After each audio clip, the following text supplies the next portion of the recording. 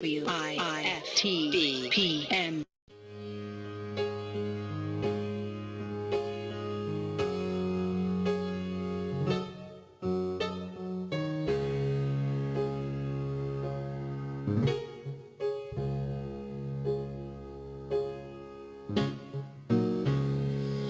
Sit along with the bad news, night and day.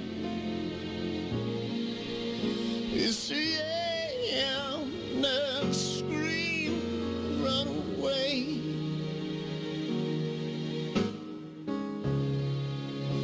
Yeah, and the old comforts can't be found.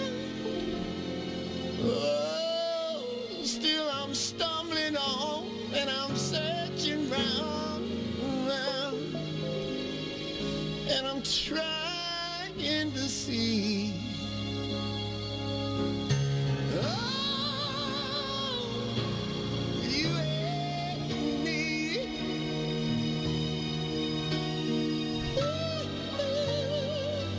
Try to see.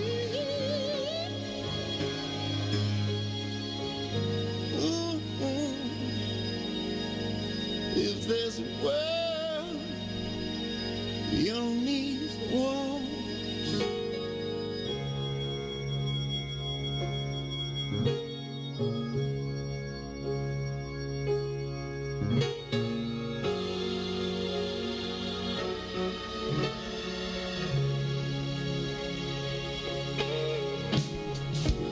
shut off all the house lights. I can't breathe. Every single sight is crushing down on me.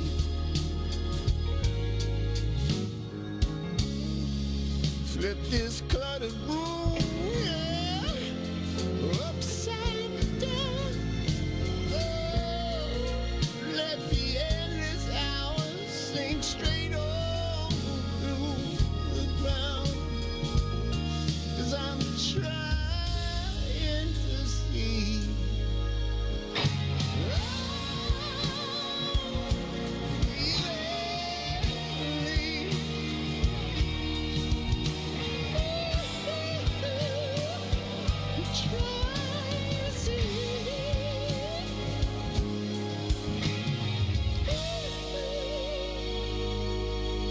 If there's a world beyond these walls,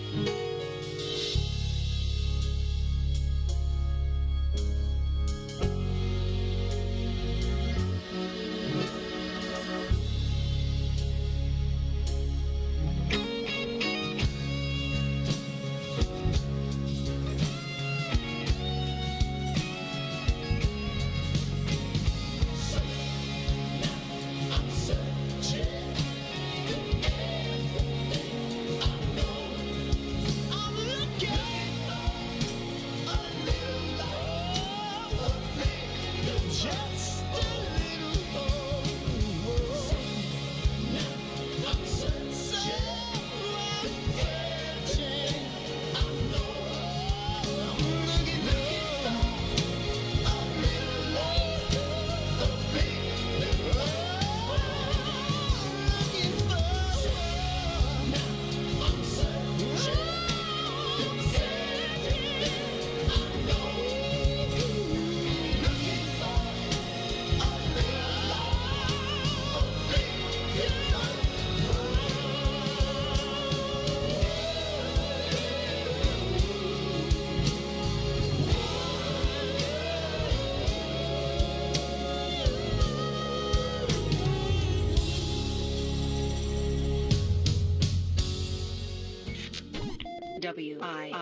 WIIFTBP.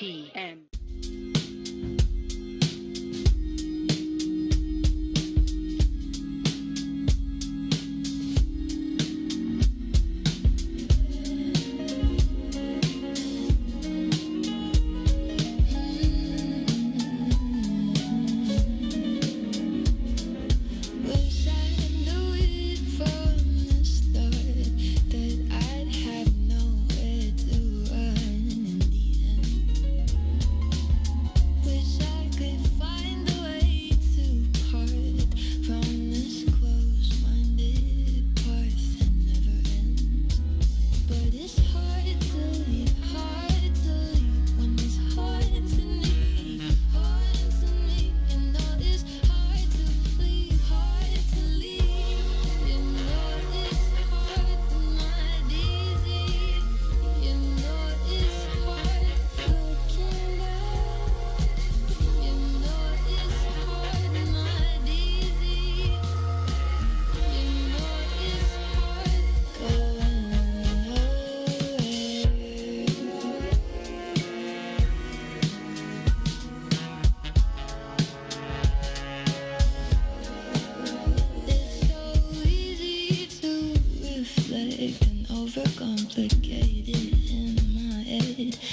looking back.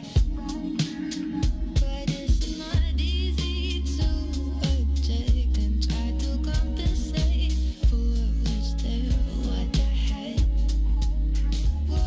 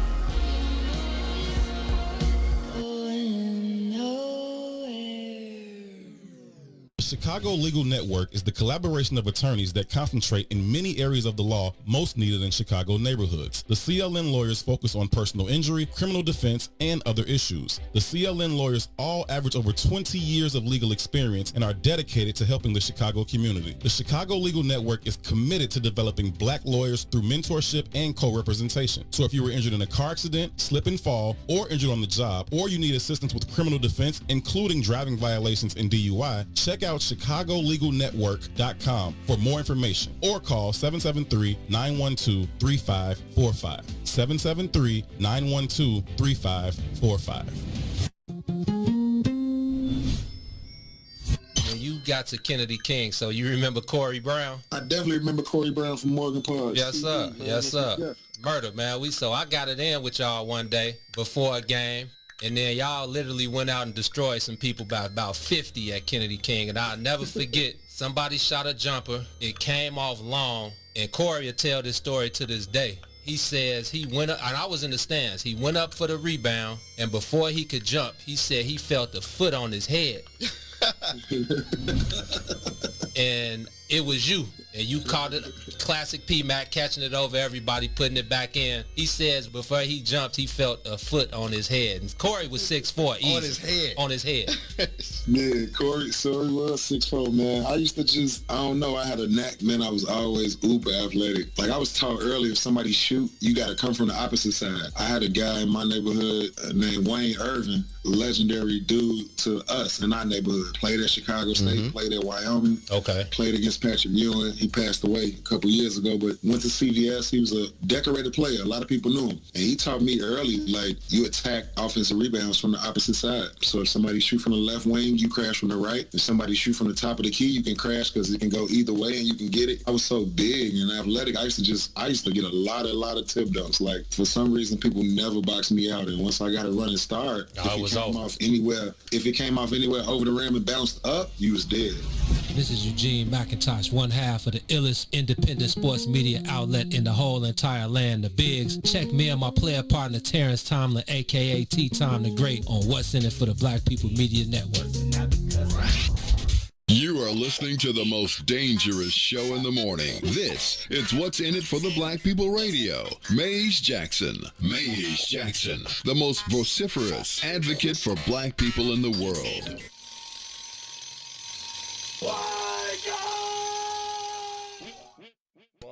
For Ruthie Moore, for Todd Stroger, I am the host of the Maze Jackson Show, asking every single day, what's in it for the black people? And if you don't like it, you can still tell them Maze said, Mayor Lightfoot, man, we ain't accepting that. We ain't accepting that. Let's go. Yeah. Let's get down to business and go ahead and address the facts, man. Lightfoot seems more lesbian than black. Rahm Emanuel's another case. He was just as tired.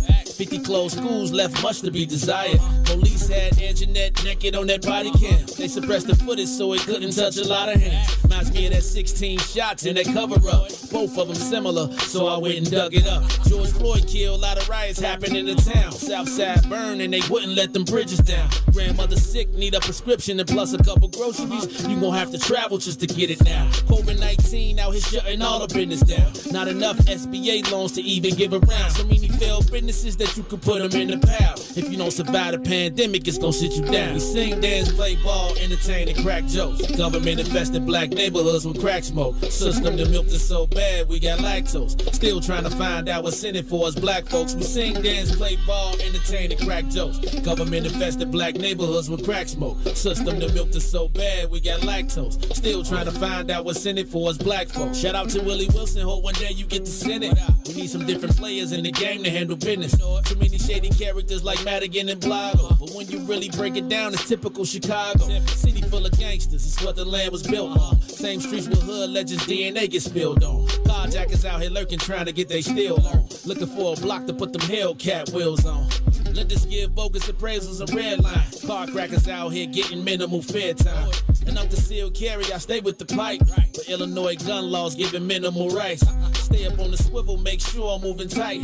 Check all of my mirrors when I pull up to the light. Pick my homie up from out of town, man, he caught a flight. He was hella nervous, told him, shorty, this a way of life. We sing, dance, play ball, entertain, and crack jokes. Government infested black neighborhoods with crack smoke. System that milked us so bad, we got lactose. Still trying to find out what's in it for us black folks. We sing, dance, play ball, entertain, and crack jokes. Government infested black neighborhoods with crack smoke. System that milked us so bad, we got lactose. Still trying to find out what's in it for us black folks.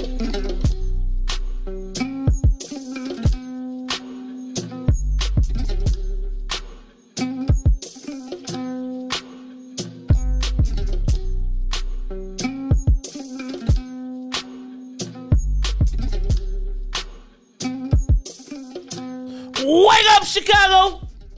Wake up, world! This is the Maze Jackson Show. I'm your host, Maze Jackson. Got my co-host, Todd.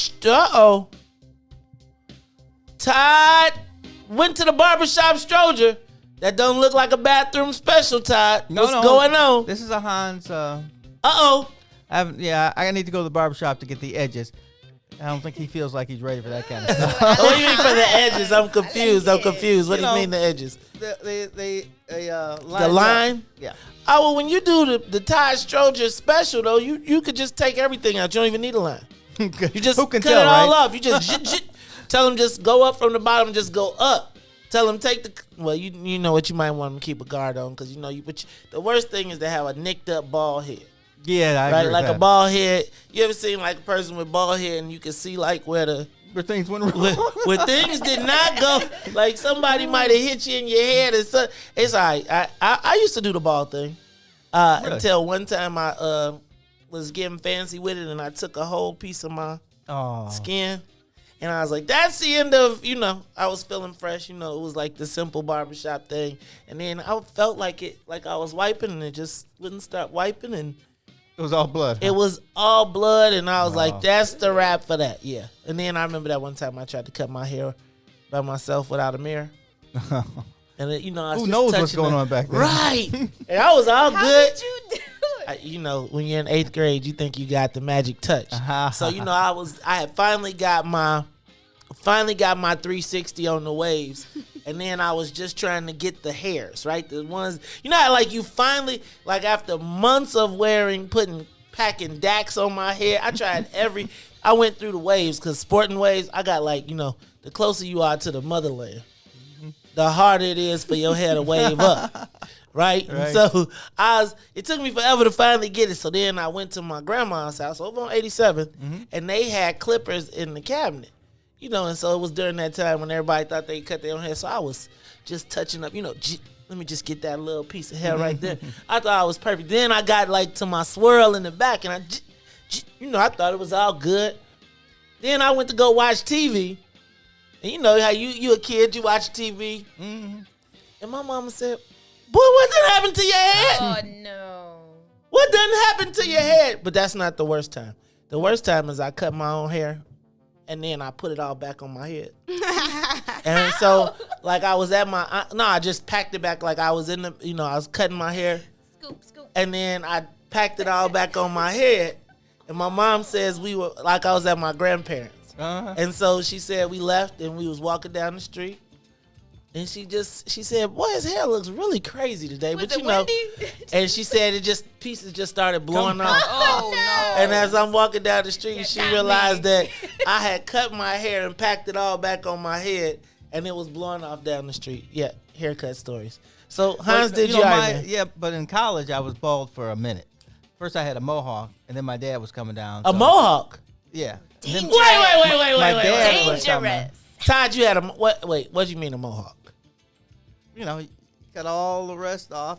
It wasn't a big mohawk because I didn't have a lot of hair. But wait, you mean you had Was it a faux the Mr. T type, like bald skin naked around it? Yes. You're right. Todd, what was you going through, man? Was this your rebel? Right. My room. Well, my roommate. Is Sam, this during the shower era?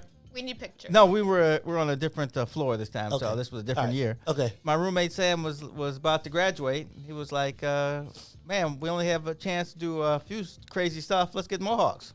I said, "Okay." I pity the fool. Was this during the Mr. T era? Well, this is probably like 86. That's the Mr. T era. I Very pity the fool. I crazy did y'all have some? guys. I'm some wild and crazy guys. Did you have gold chains too? No. Did y'all have colors to go with it? No, it only lasted a few days. For Right, because then it. my dad was coming down for a board meeting. I was like, "You coming where?" Hey, somebody get this thing off my head. But then I became bald, and he thought that was crazy too. So Can't win. no, you can't win. You can't win. Todd, you should keep the goatee though, man. That makes me think you gotta stick with the goatee, man. Cause like with all the things going on, you just don't want them to go to old Todd. Right? You like the goatee be like, test me if you want to. Like you don't have to the say goatee, much. I was young. I could like. Now I'd probably cut my throat. I'm not sure if I want to try. No, you just gotta use a triple blade. Just Oh safety no! blade. The razor part where you have to even it out, to keep the line going. No, you can cut it this way. They got razors that are good this way. But also, you can go to the barbershop, man. Go to the shop. You mean I know. pay Hot somebody? towel. And Todd, hey man, you gon' man with everything go yes, beard oil. You say yes. yes. I'm Contribute to the economy. I'm not used to paying people anymore. I'm contribute to the economy, hey man. Get back into the swing of things. There it is. All right. Doors falling off. I put that up. Hey. You need costs. Oh no, those are things you're supposed to do. Those, but I'm gonna tell you that the barbershop trip. I went to the barber yesterday, and there's something about the return to the barbershop for black men. Yeah. It is just something about the camaraderie that exists in that space. All right, we talked to you too long. Ruthie Moore! How you know what, Ruthie? I like the green and black. Thank you. How you feeling today? I'm It's Monday. I'm hoping that the weather is as cracked up as the They say- meteorologist is saying it is. Dang, I was 80 thinking degrees. it's Monday. I was in your camp today. So wait, it's supposed to be 80 this 44 week. right now. It's supposed to be like 70 something, but it's gonna rain, and then I think it's gonna be It's gonna rain. Dang. yeah. Ruthie, you don't be like on the rooftop like in your bikini getting I'm just gonna get suntan. some sun. Now what does that look like for you? Going outside. Just are you an outdoor person? Well, I would think probably I because love outside, but I don't like Sunshine. cold, so it's like it's a balancing act. so you're not a winter sports I person. hate the winter, and I don't hate nothing, but I hate the winter. Ooh, I thrive in the winter. It's because you got like winter clothes. You like to wear layers. You're a dresser. Yeah, I be dressing. I got me. Are you a summer sundress girl? It depends on where I'm going. Okay, all right. Ruthie Moore out in the sun. So Ruthie, how was your weekend? I I forgot to ask Todd. don't even know what I did. Right? Is that good or bad? I don't know. It goes by That so could be fast. good. That means I didn't do anything. No, I didn't. I didn't. That do mean your much. cousin. You rest? could have been I hanging out with your cousin. That mean if you forgot. I Maybe. tried to watch Exterminate the Brutes, but I fell asleep. So I'm gonna have to watch That's it. still just hanging out with your cousin. I'm gonna have to watch it when it's daylight. I think Yeah, that because is it's so heavy. It is heavy, and he talks with that like it. He Big can accent. sleep you. He can put you nice to sleep. if you- I got to have the captions, but I'm trying to look at the picture and I can't multitask. Oh really? Oh, I didn't know he was that bad. But I'm gonna tell you that exterminate. Let me just tell you this. The world is so funny though, cause somebody recommended to me, Maze, you really need to watch Exterminate the Brutes. Finally, And then it was somebody like- said it. But it was funny because it went in a full circle, like cause I've been talking about it, and then all Every of a day. sudden, right? And then it's like, hey man, let me put you up on this. That's the story of my life. I'd be like, I told you this. And every show then has they be- mentioned it. It's Had just, to- it's just. Oh, every I'm show, talking every about. show. I'm talking about like in the social media sphere. Oh. Like somebody recommended it to me in my inbox, and I was like, Do you "Dog." graciously accept it? Do you say, I already knew? No, I said thank you. I'm gonna check that out. We were actually not. You mentioned that, Ruthie. I forgot we watched it. I watched a little of an episode. I think it was 3, and then Han saw it, and then he was like, Uh-oh. Let me shave your head. So yeah, right.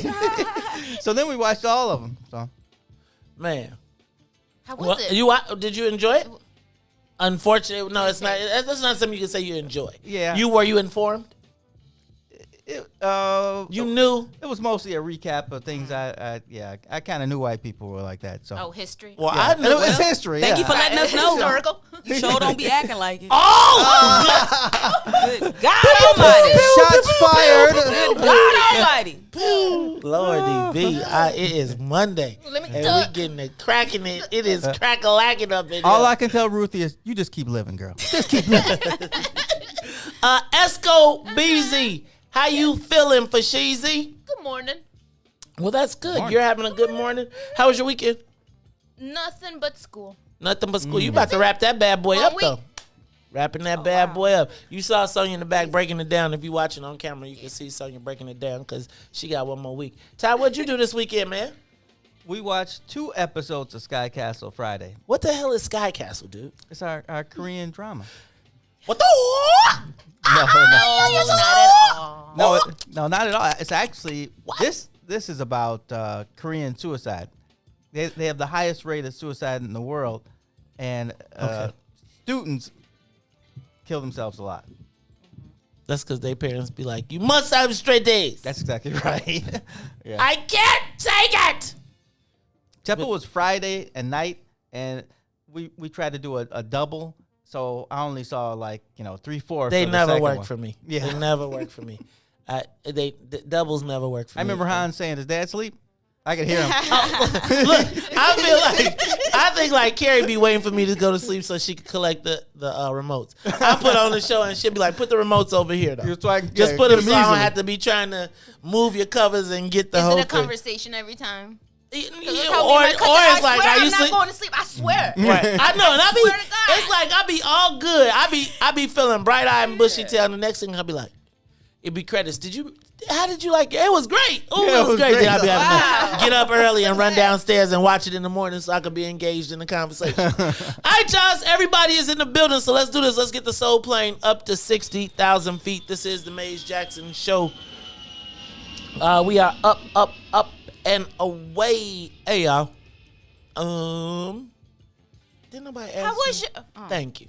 I was waiting for you, Ruth, All because right. usually you'd be like, wait a minute, Maze. No, I didn't how wanna was your interrupt you. weekend? I feel like I And interrupted I was like, no, Ruthie today. No, Maze. How was It's your Monday. weekend? I'm here. Right. I was like this. So check this out, y'all. So I had a really interesting weekend. I feel like Oh, do tell. I'm getting my swag back. Like, really. Like, getting my swag back. Like, I saw your group picture. huh? Well, hold on. We're going to come to that, too. Oh, see. I say so on Friday. That was so long ago. Friday, I went to shout out to Tori Barrett. He has this new restaurant, The Park, on 55th. Oh. We went to that. It was nice. Thank you for the invitation. The wife and I did attend. It's near the church. Huh? Is it near the church? Yeah, it's right there during his whole thing. His whole little. Oh, it's that new building. Yeah. Oh, right. Shout out to the mayor of University Park, who I ran into there, and he was like, "Man, when you gonna have us on the show?" I was like, "Goodness gracious, hi." Shout out to Maddie. Shout out to State Senator Maddie Hunter, who was like, "I still be." She said just like this too. I still be listening to your ass. I was like, but you be kicking us in the butt. I said, no, Senator, we haven't said nothing bad about y'all this year Since y'all been getting together, I still be listening to y'all. I was like, thank you, Senator. Good morning, Senator. I experienced lobster tacos. Do you like lobster?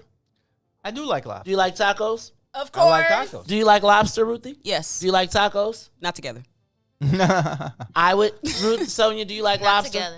Can I tell you something? That would have been my exact summation. But because I was hanging out with my cousin, it was just like, you know how everything, when like you they hang out put with your it cousin, you be together. like, I can see that. Taco. I'm going to tell you, I experienced lobster tacos, and regardless of whether you don't believe you will like them, do you like corn? Yes. Do you like corn? Everybody likes corn. Do you like corn? Anything on a tortilla is delicious. Okay, I'm just about to tell y'all. So Okay, so this is what we're going to do. We're going to pick a day in which thou and thou and thou all have time. At 5 o'clock, we'll go right when it opens, so I can get back to home to get to bed. PM. Even though I said this summer, because I will not let my life be dictated by the television or television shows. So I am going to push it to the limit right up to my 11:30 bedtime. But I am going to take you all and treat you all to these lobster tacos. And I'm good May 5th.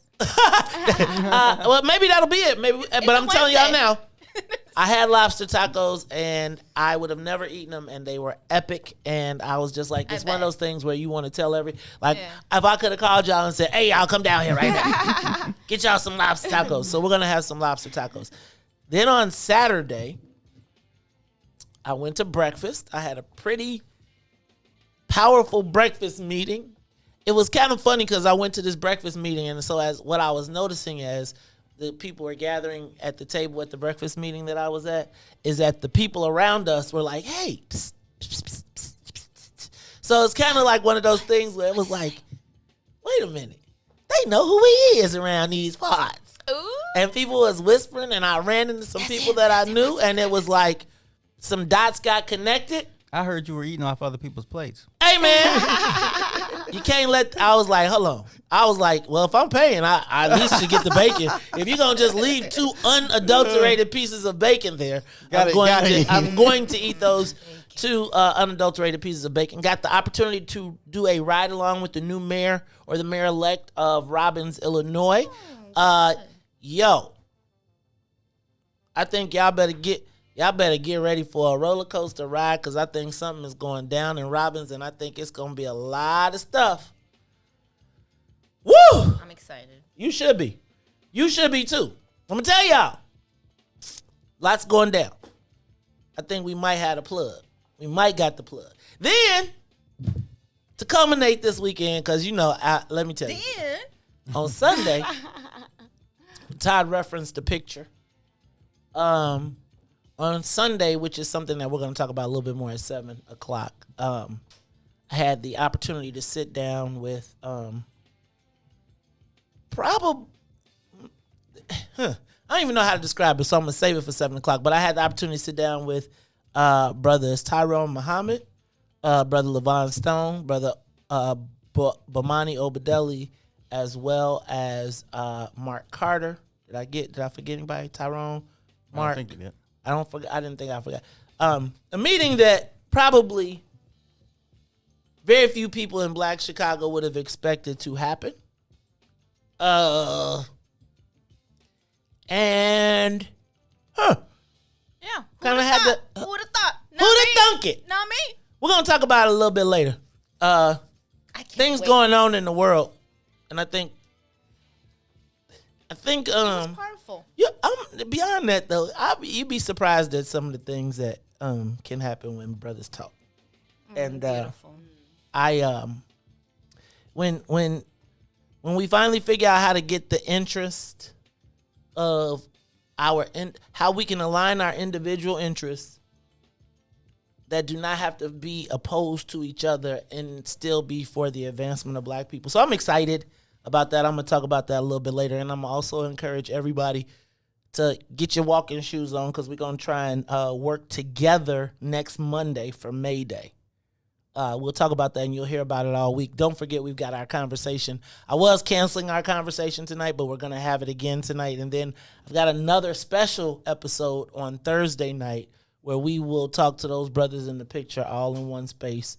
You'll be hearing from all of them throughout the week here on the network as we look to build and go a little bit beyond the discussions we've been having. All right, this is the Maze Jackson Show. Let's do this. Let's take a quick break. We'll finish up we didn't even finish the headlines because I don't even think we hit one yet. We'll do the headlines, then we'll do the social media question of the week. I'll tell y'all about the meeting. I don't know if I'm like not. I hope so. I won't tell y'all about the details of the meeting, but I'm gonna tell y'all about the meeting and why I believe it's important and why it's going to be important that group grow for the next meeting. We heard y'all, right? I think everybody heard y'all. And I think that just from the response of people seeing, like if all of these, if us could get together, then there really shouldn't be no reason that everybody else can't put something and we figure it out. So let me just say, it's a start. Gotta crawl before we walk. And so we want to get some exercises in the mix. Hopefully starting next Monday, you all will join us for May Day as we ask for the office of Black Americans in Chicago. We ain't going to be opposed to nobody else's, but if they already got a plan for office of New Americans, what the hell? Why we can't, y'all have yours. We just want ours too. It's the Maze Jackson Show. We'll be back. The Maze Jackson Show will be back after this break.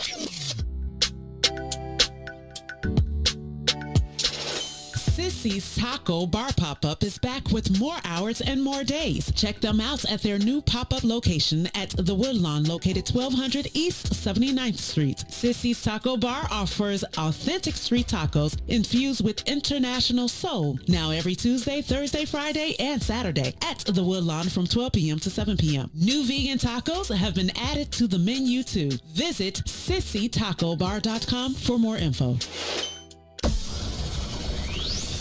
Shop at Black-owned and operated Solo Beauty, where you are appreciated and respected. Located at 8158 South Cottage Grove, Solo Beauty can supply all of your Black hair care needs. Solo Beauty is open from 11 a.m. to 8 p.m., Tuesday through Saturday.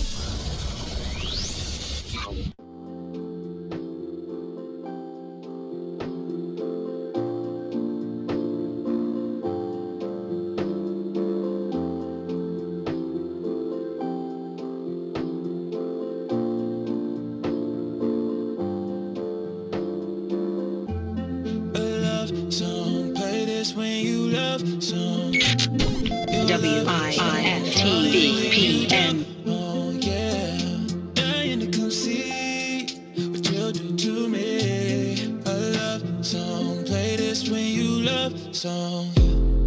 Amazing, front and the back looking crazy. I know that you're thinking what I'm thinking. Why you look this good, baby? All to myself, I'm selfish. Around you, I can't help it. You ain't no one else's. You ain't no one else's, yeah. Wondering how did you get here? Taking me for a ride. You came in so unexpected. You make me feel like a love song. Play this when you love song. Your love song, drowning when you jump. Oh yeah, dying to come see what you'll do to me. A love song, play this when you love song. Amazing, yeah. Girl, you so fun, I would pay it. Killing them selfies, she's slaying. All in my head, it keep playing, yeah. Keeping this real, no faking. She wants something solid. If I'm girl, I think we got it. Oh, wondering how did you get here? Taking me for a ride. You came in so unexpected. You make me feel like a love song. Play this when you love song. Your love song.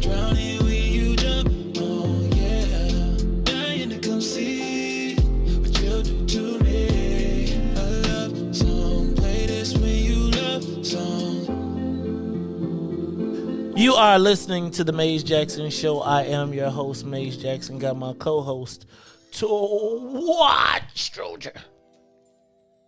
I got Ruthie, Green and Black Moore. I got Sonia Escobar. That's me. As well. I feel you. I don't think people can't hear Sonia ad-libs like we can. Yes, they can. Oh, yes, Can they they? can. Oh, yes, they can. Can y'all? Oh, yes, they can. They can. They definitely can. I don't think so. I know for a fact they can. They be like, hey, Sonya be snapping back there. I do declare. I apologize. Oh, you all good. It's like, we got I don't have an indoor voice. Neither do I. I can't whisper. I can whisper. Who you think? I don't got no indoor voice neither, right? I be like, hey, y'all. My sister be like, we can hear you.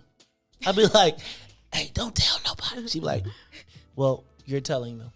Like, you can't whisper at all. All right, y'all, it's the Maze Jackson Show. I'm your host, Maze Jackson. Got my co-host, Todd Stroger, Ruthie Moore, Sonia Escobar, all in the building. We're going to probably be welcoming some new guests into the den.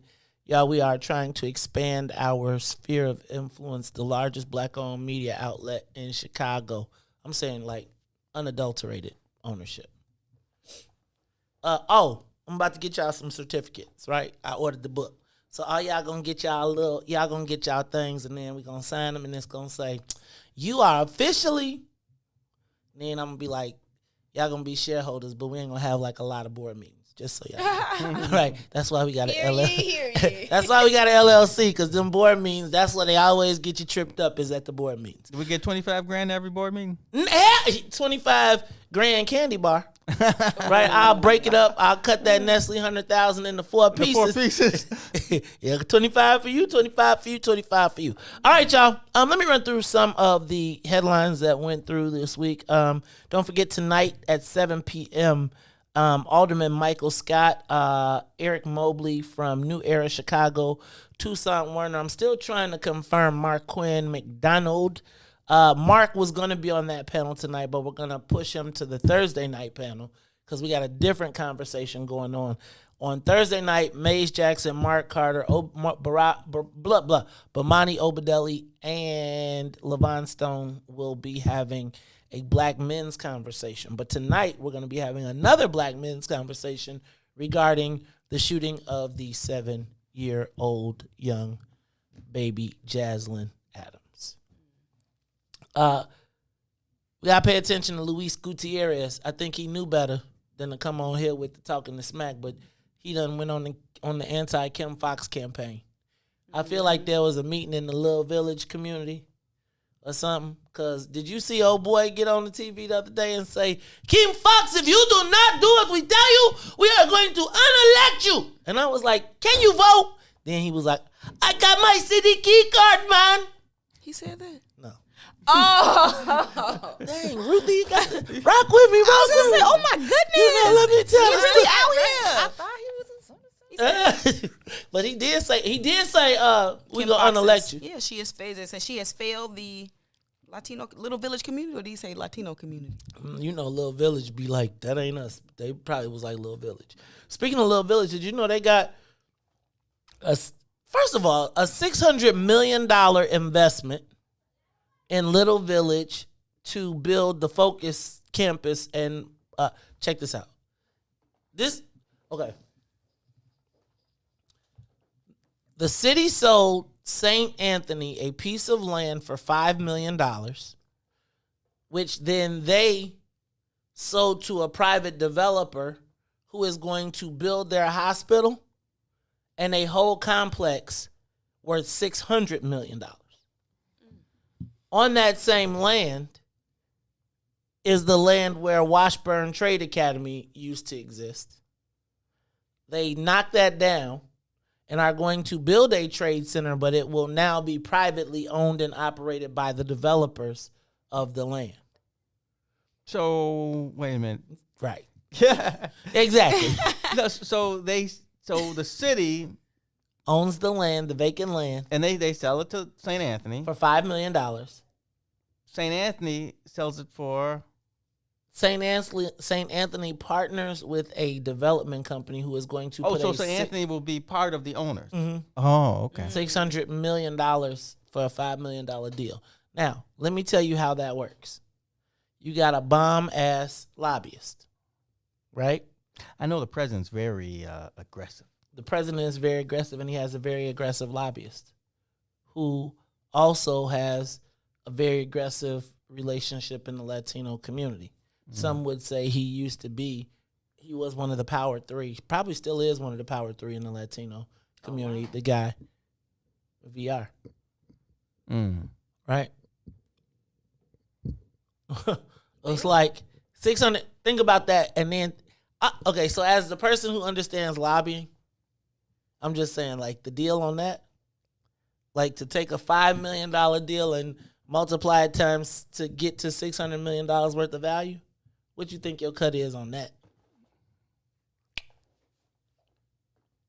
So when you see the Asians the Indians just bought, this is why Dr. Audrey was so upset, because the Indians just bought Mercy Hospital for $1. Got you all excited, and now they own our healthcare on the South Side. But that's okay. It's okay. It's okay. It's okay. Because then they're going to do the same thing with the casino, right? Where they say, the white boys, here, check this out. I got to talk about this casino thing too, because we didn't get to this. But did you see the mayor said that there can be no VGT operations and no video gambling because the rich white boys who want to do the casino say that we don't want no competition? So basically what they said is, we're going to build a shiny, gleaming oasis downtown, because it's not a casino. It's a casino resort. They're going to build this, and for us to build it, can't no ninjas make no money nowhere else for the next 5 years until we get ready to make our money. Downtown, do they have a site? No, we're going to have multiple. They don't know where the site is, but they plan on opening temporary casinos downtown and putting slot machines at the airport. However, again, and then they're going to tell us this BS 26% minority participation, right? But to buy in, you got to have what, $100,000? Probably. Right? So to buy into the 26%, so that means that the same 6 people who are partners in the casinos everywhere else are going to just take the money that they made before and put it in, and then they're going to roll out. And once again, we going to have a casino and people making money. Meanwhile, making money, creating a new monopoly, and they telling you this, and then they talking about you got to hire black people and get 26% participation. Now, remember I told you, at the same time, the white boys in the suburbs are cleaning up with the VGTs, right? With those video gaming. Man, I went out to the suburbs this weekend. Do y'all know everybody got some of them video gaming terminals in the suburbs? Like, you go to places to sit down and have breakfast, they got a gambling machine right there. Like restaurants? Yes.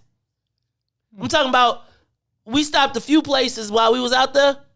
You go in and it's like up to 6, and the people are like, man, these machines are saving our lives. You see all of the Arab corner stores and all the Indian corner stores now putting in these sweepstakes machines.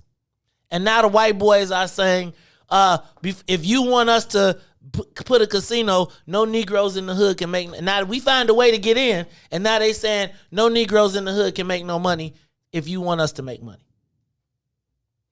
Sound like the weed business all over again? That's what it reminded me of. Eliminate the competition. Eliminate the competition. Remember, Ben said, I have relate through my political and whatever relationships you probably won't ever be able to get a part of none of this business, because how did I get here already? See? This ain't even on my piece of paper today, so I'm going to stop. But it did tick me off that 500. They took a $5 million investment and guess where this is happening, y'all? Little Village. After old boy said we just got $37 million for violence prevention and we doubling down. Now the violence ain't going up in the Latino community. Guess where the violence going up at? In the black communities, where they getting double the money in the Latino community. How does that work? It seems like they are trying to tackle their systemic problems. At the same time, and they're using the plan, the Office of New Americans to do it. They're using that agenda to do it, to solve their systemic problems. And you know who else is on the systemic problem list? You! And, well, Sonia, can you save us, please? I'm just kidding. You know you got love. They're going to put Sonia on our boat. They're going to be like, ride out with the people you came with. I'm just saying, y'all. I was thinking they gonna do it to us again, and they like she did a whole video about how she gonna cut y'all out.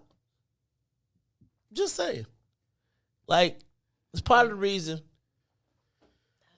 we got to be able to push back.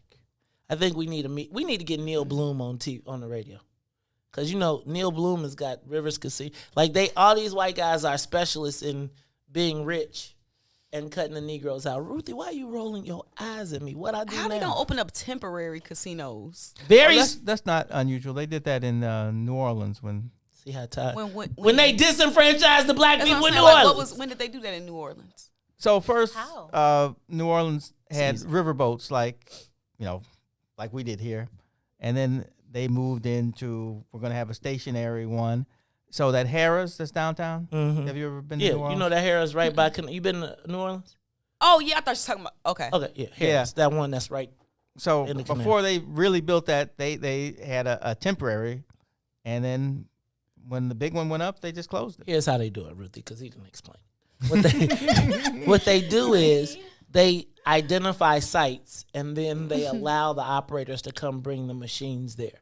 So say I find a 1,000-room hotel that's got a ballroom, I'll turn that ballroom into a casino, and we'll set it up, and we'll put tables, and it'll be set up, and you can go there and slot machine and do all of those different things.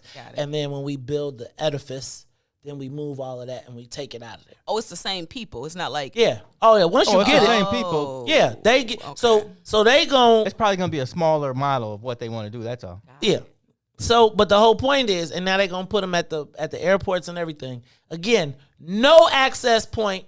Well, there is an access point, right? But I guess the key has to be for black people to understand that they're going to create another multi-billion-dollar industry that it will really only be accessible downtown, right? And then if we want to participate in that vice, we got to go and do it on their terms. We got to go downtown. You got to spend $50 to park. You gotta go through the security. They gotta look at you crazy as you walk through the casino, and they be like, "What you want to do?" And the person that wants to go bet $20 or $50 in the neighborhood that sits at the local bar or sits at the local place is way different than the person that goes downtown for a night on the town, right? You go gamble $20, or like whether you go buy lottery, whether you go do that, that's a way different gambler. And they telling you that the black people can't even participate in the hood. So no black operators of video. So y'all know when y'all go out to the suburbs and y'all see all them lotties and dotties and pennies and all them places where you could play them games, understand that there's no black-owned ones. None. There's no black-owned operators there. And basically what they do is they give the black person a lease, but they don't get the... So you get to be part of the owner, but you get the lease. You don't get the... So now we don't get a piece of any of that. Think about the casino's going to do, what, $500 million a year? $1 billion a year? Chicago casino, $1 billion. Let's just say a new $1 billion industry is going to be created with absolutely no black people having access to it. And they go, oh no, they're going to find some. You need $100,000 buy-in. And that $100,000 buy-in will pay you 10 times. So you got 100, you'll make $1 million. Now get out of my way, Negro. Really? But here's the crazy part, because I would do that. But who got 100,000 up front? And the white people who get the money to invest have used their interest in all of the other small things that they were able to do to make their money to invest in the big joint. The weed industry redone all over again. The way it's supposed to work, because They're always making rich people richer. It's called equity in Chicago. Yeah. The way it's supposed to work is so only rich people can start this because, like May says, you're going to have $100,000, right? And the way they're supposed to make it equitable is that Ruthie's glass and Tupperware will get a contract with the casino. And that'll be where someone who's not, and a millionaire. That's how they gets count the minority percentage? Yes. So here's like they get the direct money out the cash machine. Your profit is based on you buying something, selling it to them, marking up and getting 10 cents on the dollar or 20 cents on the dollar in the margins while they just have the waterfall of cash.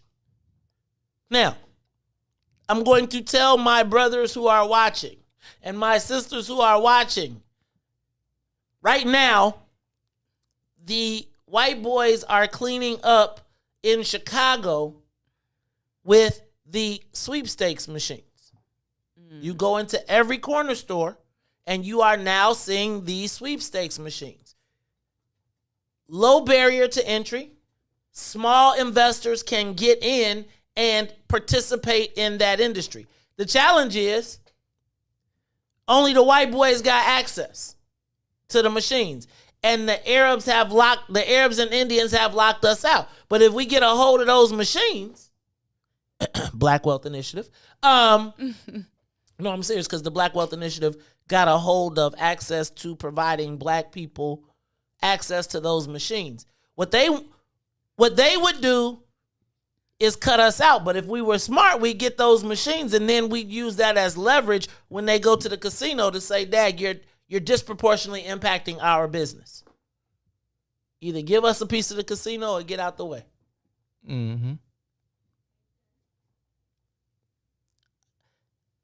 Sometimes I feel like I am crazy in my beliefs of what we deserve and what we are capable of. It almost feels like they don't think that we are capable or deserve to participate. Like, y'all, do y'all understand that they got the same machines doing the same exact thing, but because one set of white boys says that the Negroes are going to get into it and they can make their money, we want to make the Negro money. We can't let the black people make the black people money. And then you got it enforced in policy when the white boys lobbyist goes to the mayor and says, now you got to tell these black folks before they even get a start that they can't have no chance of doing nothing because we need to make all the money. For some people that's out of town. Right? Because except for Neil Bloom, who probably gonna get it because he's the mayor's biggest contributor. I ain't mad, but don't tell us we can't eat while y'all feast. Did I do this wrong again? I'm sorry, y'all. Sometimes I get distracted. And I got distracted in this space because it's like they're about to do the weed thing. Like they still ain't figured out the weed thing yet. Right? Remember then remember the mayor put a rope around downtown? Supposedly to protect it, and it really only protected white boys getting rich. This is the same thing with this casino. Like, y'all, they're about to pay. Super Bowl, they made $45 million in one day, 10 white boys. 10 white companies. 45, you heard me tell you last week that the NFL owner said that the way sports betting is going, they won't need the TV money. TV money is multiple billions. It finances everything. And they're saying, do y'all realize that we ain't got there's not a black sports book? So for all of the money, when you want to go sit down at a bar and bet, there's nowhere for a black person to go bet, even in our own neighborhoods. So if you got a neighborhood guy you place even though betting is legal, he can't even get a license to go have a legal place for black people to bet in a multi-billion-dollar industry while we literally have turned FanDuel and whatchamajigam into verbs. Because people be on FanDuel all day. Like, everything now has a betting component to it.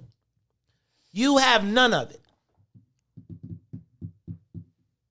So I'm on this tirade because even as Ricky, Tyrone, Chicago Scene, Chicago Normal, all of the organizations are fighting to get a place of equity in cannabis after they wrote the most open laws that was going to be the example of the world. Right. They're right now doing it to us again. And they're celebrating it. Like she did a video that basically said, I'm about to make these white boys rich again and y'all get nothing. Nothing. You're supposed to, it's similar to what we were talking about before. I was listening to somebody from the state saying that, once they start doing the other stuff, transportation, I can't remember what the other stuff is, but transportation stands in my mind. That's when they think that black people will start to get in. But that's the bull. Because that ain't where you're not making the direct money. That's what, remember when, Ruthie, when you said, that's how they count the minority. Right. So they're going to say, so for you to be successful, you can't grow the plant. You got to buy the trucks, pay for the insurance, do all of this other stuff. And then after you pay for all of that, hope that you got the margins to be successful. Now, you may even make $1 million, but realize that they're already at $3 billion per company. Now you getting ready to talk about some million, and you from Pembroke, so you know how to grow something, or your somebody in your family do. I'm just saying. So there was absolutely nothing hindering you from from participating and being at the same level, right? The capital. And let's just say this. Let me say this, Ruthie. If you got a cannabis license, we could get you the capital. But here's my point. You couldn't get the license. So because if you get the license, you can go earn the capital. You show that piece of paper, somebody is going to be like, I got you. I'm in. My point is, they literally wrote laws, as Ben Kovler told us, to box people out, to use tightly regulated industries and tightly regulated laws to exclude everybody else while they wrote the laws so that they could access them. Same thing is happening right now with this gaming. The white boys have told you that you can't make money if they can't make money if the black people make money. Is that true? Probably not, because if you look at Louisiana, and let me go in my fake accent. No. Yeah, pull it out. If you look at Louisiana, you'll see that they have casinos over, but if you go into a restaurant, if you go to the streetcar, they got a room in the restaurant where they have machines, and you just go in there. They're not owned by the casinos. Drive down I-57 and stop at any gas station once you get outside of Chicago. And let me just say this. I don't care. This is the thing with the white people is when they say they're down off their profit projection. They're not down. They're just they're still making a ton of money. They were planning on making $2 billion. Now they're making $1.5 billion, and you got none. And they like, no, they can't get that 500. They can't even make 50 million. Right. Like we don't want them even. We don't even want them Negroes thinking like there is a day that one day they could even hope to. And then forget the casinos. The dudes with the VGTs be like, no Negroes. Oh, so Ruthie, remember how I was telling you about take that drive down I-57? Mm-hmm. And you know how you stop in all them gas stations and you look and they got them little gambling rooms, and no matter what gas station I done stopped at on the way down south now. It was a stool, everybody sitting there hitting them buttons, right? How about this? With their coffees and pops. Out of all of that, guess what? None black owned. Of course. Like, think about that. Do you know Illinois has more gaming positions than Las Vegas? None black owned. And then they put all the rules. If you had a felony, you can't get it. How many black people can't? Right? It's so many rules and regulations. And then to even apply for the license, guess how much money you need? $100,000. $250,000. That's real money. You need $250,000 to apply to get 6 little machines.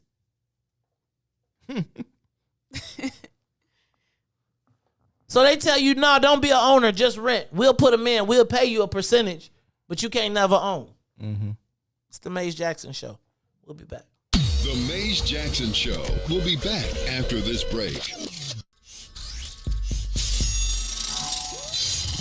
What's up, everybody? Welcome to the green side of things. It's your man, Sadiq. And Cassiopeia.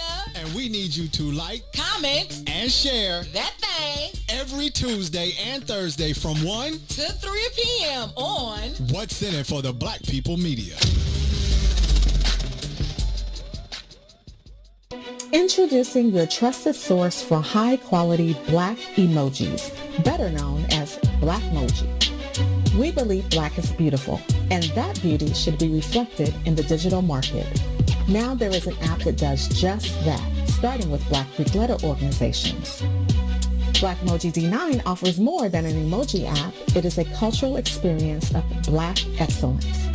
Download the app in the Apple or Google Play Store to access a specially curated catalog of emojis representing the Divine Nine. Use the emojis to celebrate Black Greek events, acknowledge current events, support social causes, and learn about esteemed Black Greek members who blaze the trail of Black history. A portion of every subscription goes toward a scholarship fund specifically for members of Black Greek letter organizations to help keep the legacy alive. Download the Blackmoji app today.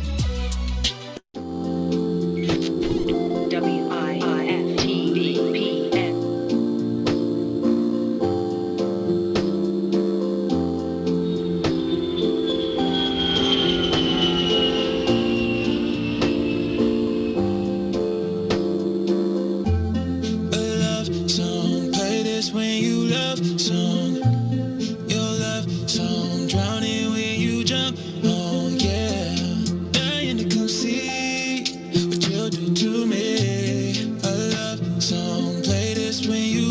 Song, amazing, yeah. Front in the back looking crazy. I know that you're thinking what I'm thinking.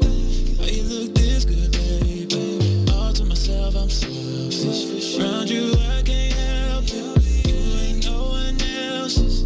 You ain't no one else's, yeah. Wondering how did you get here? Taking me for a ride. You came in so unexpected. You make me feel like a love song. Play this when you love song. Your love song. Drowning when you jump. Oh yeah. Dying to come see what you do to me. A love song. Play this when you love song. Amazing, yeah. Girl, you're so fun, I would pay it. She's slaying. All in my head, it keep playing. Yeah, keeping this real, no faking. She wants something so yeah. If I'm being honest, girl, I think we got it. Oh, wondering how did you get here? Taking me for a ride. You came in so unexpected. Feel like a love song. Play this when you love song. Your love song. Drowning when you jump. Oh yeah. Dying to come see what you do to me. A love song. Play this when you love song.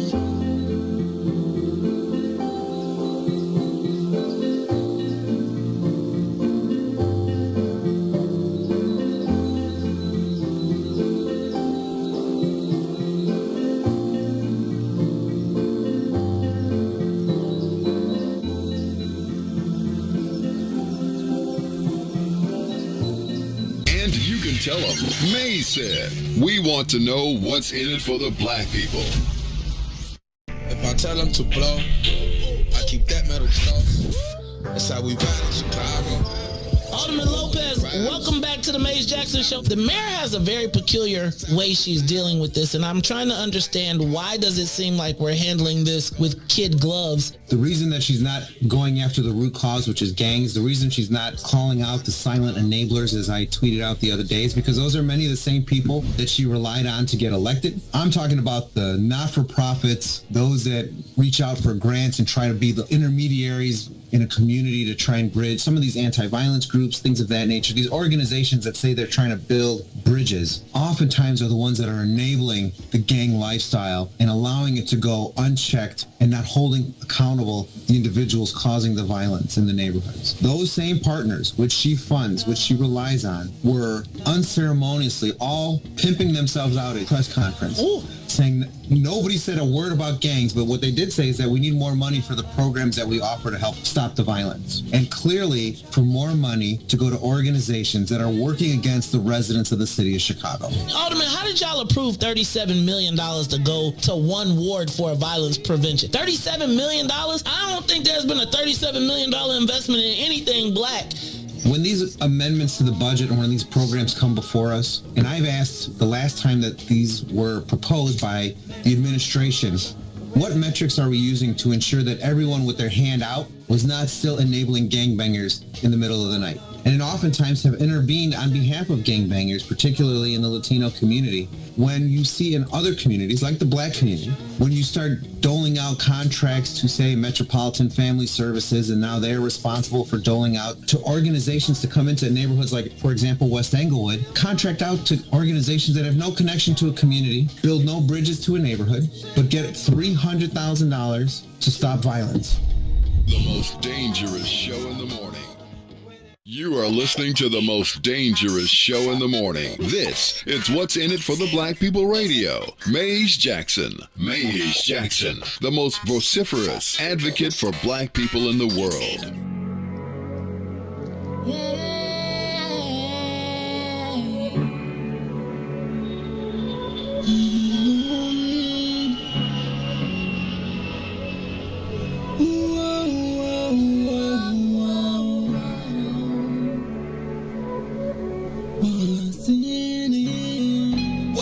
For the black people, cause economically we are not equal. Waking up to lies, can't doze no more. I told y'all, yeah, this is a dangerous show. Don't go to church if you ain't trying to help us. Don't even try to be around and can't protect us. We see the lies, not other politicians. We need money and no symbolism. It's Maze, it's Sonia, and Ruthie and Todd, explaining how we all come from God, giving us tools to beat the odds. If we're united, our movement gon' stop. If they ain't tryna help us, they ain't tryna do nothing. We gotta do something, we gotta stop running.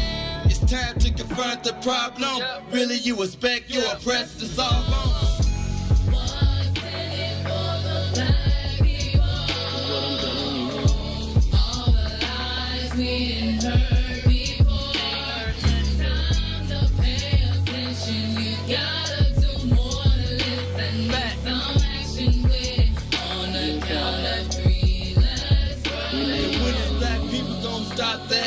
You are listening to the Maze Jackson Show. I'm your host, Maze Jackson. Got my co-host, Todd Stroger.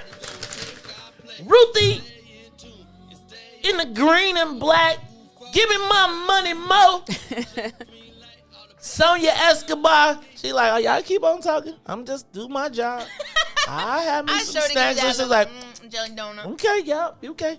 Todd Stroger in his oversized What were y'all talking about? We were talking about what we're about to talk about right now. Okay. So I think I'm going to. So, gentlemen, start your engines. Going to tell everyone. Last night.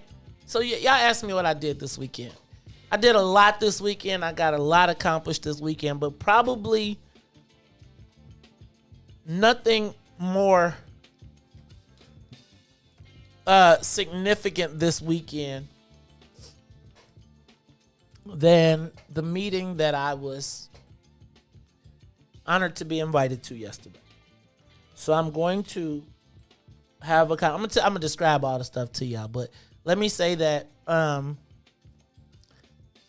I don't say it very often, but I do recognize that there are people in Chicago, particularly in Black Chicago, that have a voice.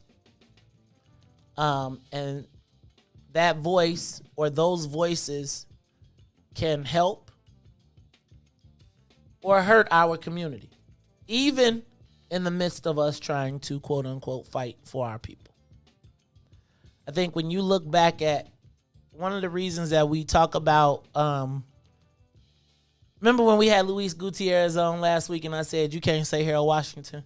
And he was like, I don't know what to say then. I don't, you took it, he was my father. I was like, nah, dog, no more. Because the beefs that were born throughout the Harold Washington era, in my estimation, were a significant hindrance to Black Chicago moving forward. Is that a fair assessment? Yeah, I think so. I think that I'm not going to say that's where the House and, the regular and all that good stuff happened, because Harold Washington was a regular Democrat, quite frankly. Part of the Democratic Party. But anyway. He worked with all the Black people. During that, one of the things that happened is the fallout from that time has led to rivalries and discontent and relationships and I don't mess with that dude and factionization of Black Chicago. And I would tell you that those are the lessons that a lot of us who are part of trying to move Chicago forward with were birthed in. We were forged in that fire of divisiveness, of them Negroes over there and them Negroes over there, and into the tribalism. And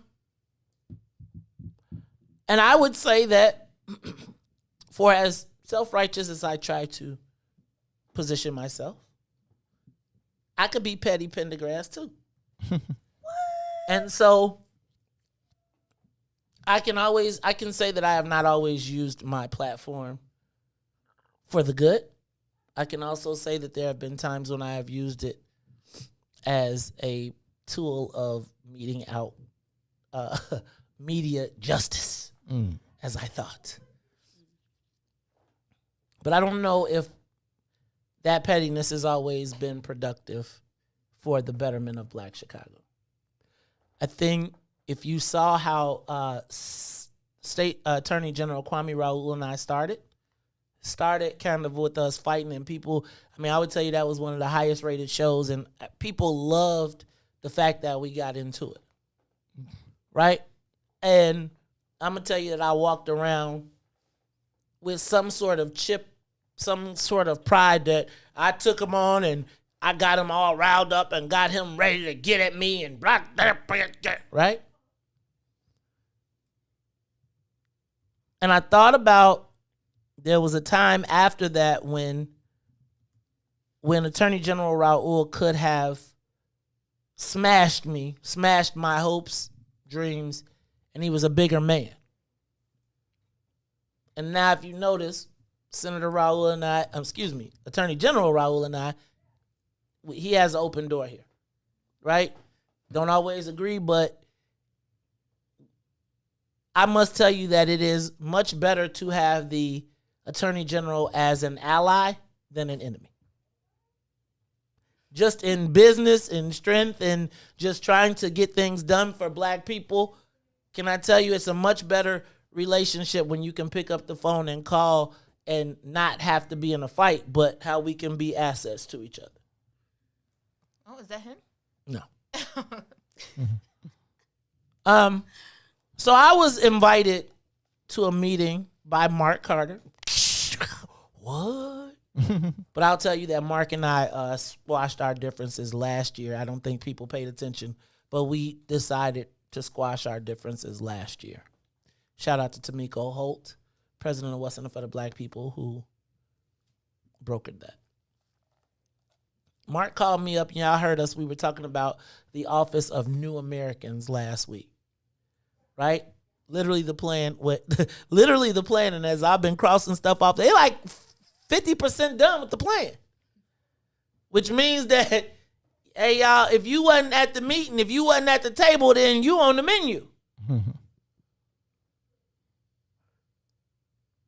And after reading the plan, I recognize that what was happening in Chicago for black folks is bigger than any petty argument or beef that I have. Because when I looked at that, they didn't say, oh, well, it's the plan for everybody but Maze. It's the plan for everybody but Mark. It's the plan for everybody but Tyrone. It's the plan for everybody but Vaughn. It's the plan for everybody but Obadell. No. The plan for New Americans wrote all of us out. So what I look like having petty beef when it's time, when they trying to cut the whole thing. So Mark invited me to a meeting. At the meeting, myself, Tyrone Muhammad, Bomani Obadelli, LaVon Stone. Did I miss anybody? I said Mark, right? Mm-hmm. With the goal of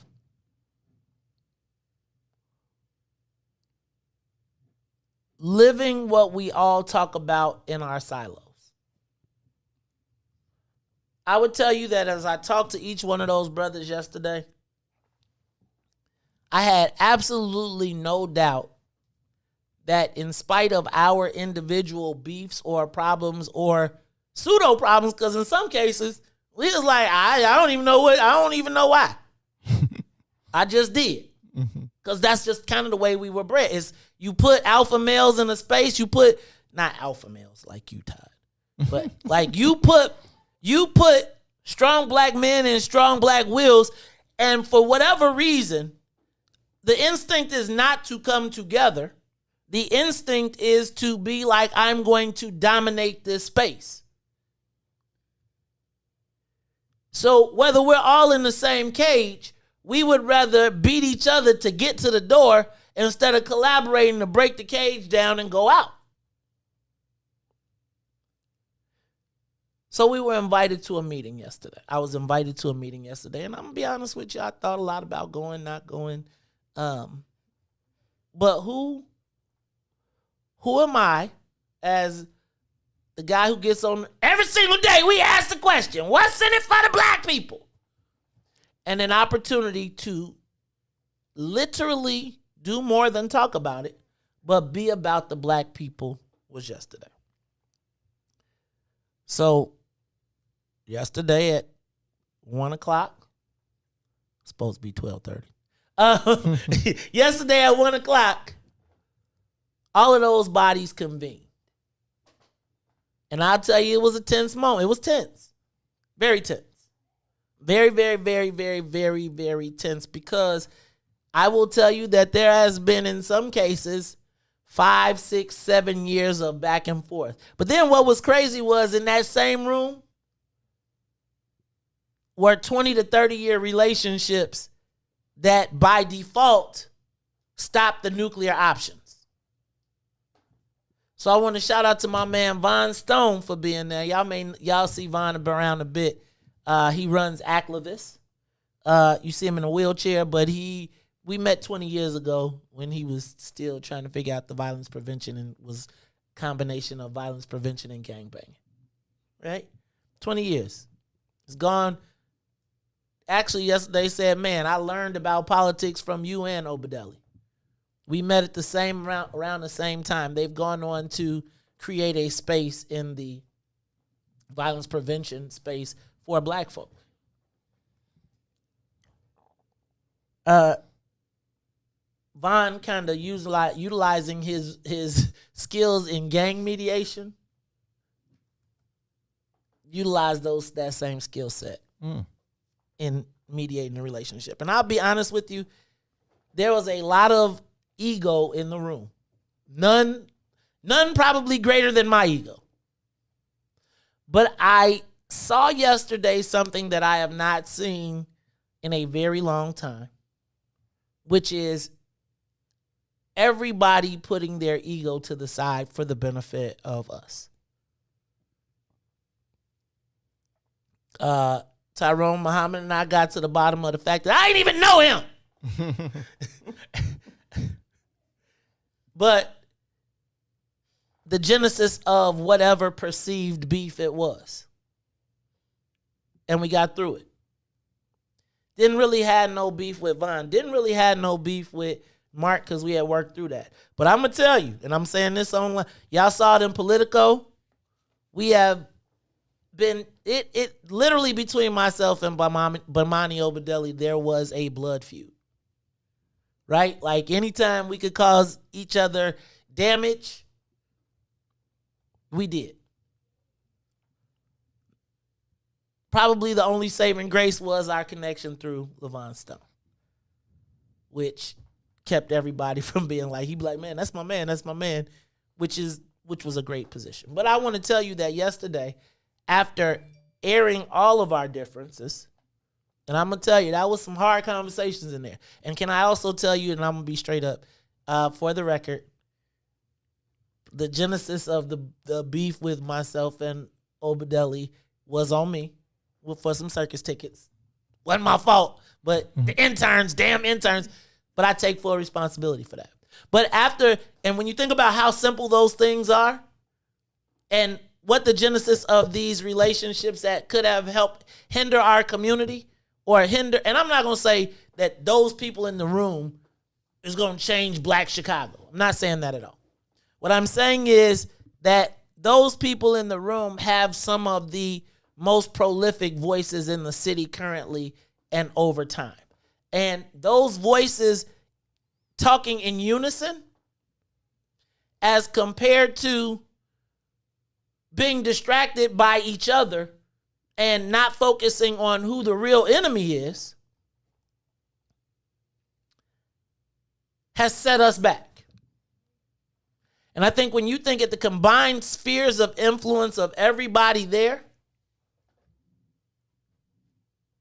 saying there is, like we had the Black Greeks, the y'all destroyed our, all of that stuff was on the table. And I think we came to the agreement yesterday that we all are working together for the liberation of Black people. And before we allow any person externally, because can I tell you, the most gas I've gotten to have beef with anybody has not really been from them directly. It's been from somebody pouring the fire on, pouring the gas on, calling and be like, you see what he said? No, I don't see what he said because I don't even look at this. Well, you know what this happened. And what I recognize, and I think everybody in that room recognized, is that as long as they know that these groups remain fighting, they straight. Let me tell y'all what. But if there was y'all see Tyrone, have y'all seen Tyrone Muhammad's facility? Mm-mm. I think this brother got like 30,000 square feet. Offices, phone banks, conference rooms, meeting rooms, everything you need to be a functioning, not for one, but for everybody. When you look at what Aclifis has done, and you see that their fight is that all of the violence prevention money is going to the Latino community, and you combine that with the fact that they got this Office of New Americans, and we heard Mike Rodriguez say he got from $0 to $37 million just for one community. And you ain't seen no $37 million. And how is the violence going up in the Black community, but the money is going to the Latino community? Now, I'm not here to breed. Here's what I'm saying. They're doing it to us as we fight each other. And I think yesterday's agreement was the beginning of the reconvening of Black Chicago. Now, yesterday was important because we all have various spheres of influence, right? Yes, we reach a different audience and everybody's got their spheres of influence. But as we seek to come together and start to reach out to the other leaders, and I'm talking about all the black leadership of Chicago. I'm talking about the national panhandles and not the and figuring out where our intersections are with all of these organizations. I'm not kicking Push to the curb. I'm not kicking Urban League but understanding who we are and how we fit in this ecosystem and where we're moving collectively. But I don't think that could have happened without the air being cleared. And I think there's going to be a variety of people that have beefs and air that needs to be cleared. And I think that there's a forum and a facility to do that. But I'm going to tell you that yesterday was the first time in at least 6 years that I have been optimistic on the other side of the line. Like y'all, something is happening in this world right now for black folks. Ruthie called it out when she had John Kent and Zahra, and I couldn't necessarily get my head around them. She's like, white supremacy is coming to an end. How you feel? I ain't quite say it like that. Okay. Okay. Well, that I like to embellish. How do you feel knowing that your powers? And I was just thinking, like, yesterday, I don't think that, I think black folks were encouraged to see the people that probably all of us have touched in some way, shape, or form in a beneficial way, regardless of our styles, saying if we can put it down, then y'all can put it down. We can all come together, right? From the block to the boardroom, from the Black Greeks to the traditional organizations, right? I recognize that there has been disrespect, fights, beef, screams, people done been called out their names, all of it. And I recognize that some of that is going to be hard to get by. But that's why there's more than one person, right? We ain't going to always get along, and there's going to be times and it's going to take some healing. But the reality is we have to start. And if the guys with the biggest mouths, the biggest platforms can do it, somebody's got to take the lead. Now, we want to expand the group, right? Because it's not about 4 people. It's not about, like, honestly, right now we're trying to clear roadblocks. So, y'all going to look around and people going to say, where was the women at? Ain't nobody even said that. I'm so glad y'all did. Not yet. We just gonna see what y'all gonna do first. We'll give y'all a chance before we gotta step in. So, you know what though? I'm not going to even. I'm gonna laugh and cry. Nah, I'm not gonna cry because I don't cry. Because you don't cry. But I am going to say that there was a concerted effort on this weekend to heal some man stuff, right? To get to some, because it is. Y'all, we don't think that this thing is going to happen without men. Not to denigrate anybody else, but black men got to reestablish their space in the thing. And I don't think it requires us to be at beef with women. I don't think it requires us to, I think that we know there's things that need to be done in our community. So we about to get to it. We got to start. As I think about this, I am encouraged and inspired. But I think now is time for us to start to work together. So I'm going to tell y'all about May Day. May Day, May 3rd, next Monday.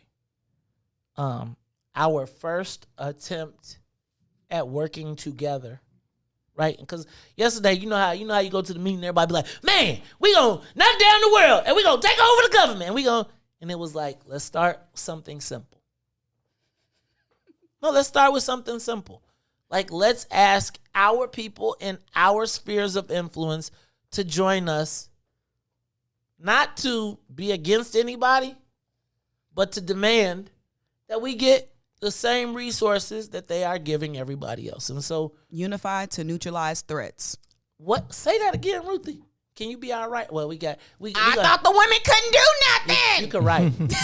You can be the secretary. You can write and bring snacks. You can be secretary. No, but I was just saying, like, that's true unity, because you have to be able to come together to neutralize threats. And if everybody can collectively get together to say, okay, this is a threat that we need to come together to neutralize, then I think we can't lose. If we all can agree on neutralizing the same threats, we concentrate our power and it's over with. See, look at that. 48 laws of power too. See, I saw in that 48 laws of power, because it's like have an enemy, even if you got to make one. Right. But they done already went 50 Cent down this list. So let me say this. Black Chicago, there is a written plan. Like, we're not making this up. You saw it? Did you see it? The Office of New Americans? Uh-huh. Did you see the written plan? I looked at the executive summary. Uh-huh. What you think? Wow. I agree with Mark Carter. Just put black in everywhere, and we can have a plan. So let's do this. When we come back, I want to talk about that. And I don't want to talk about the obstacles to unity. I want to talk about what we need to do to continue to unify. Because next, on Monday, like, we all trying to get downtown and make our voices heard. I think it'll be, and regardless of your issue, like this Office of New Americans, we don't got to be against it, but give us ours. It's the Maze Jackson Show. We'll be back. The Maze Jackson Show will be back after this break. You are listening to the most dangerous show in the morning. Our Attorney General, Kwame Raoul. I have reached out to the Hospital Association and the Med Society to talk about how proactively we can talk about implicit bias in healthcare and begin to address these situations system-wide, because I've also simultaneously directed my civil rights team to begin to look at that and look at ways that it may have manifested itself. We've done so historically with regards to the nursing home industry, where you've had some nursing home owners that staff disparately. So if they're in the black community, they won't have much staff as they will in a white community. We've taken that on from a civil rights standpoint, and we're prepared to take on other instances of implicit bias in healthcare. Utilizing your office to investigate civil rights and healthcare as a civil rights issue. That's actually pretty powerful, and it demonstrates how we have to be working in coordinated efforts with our elected officials in places and positions of power.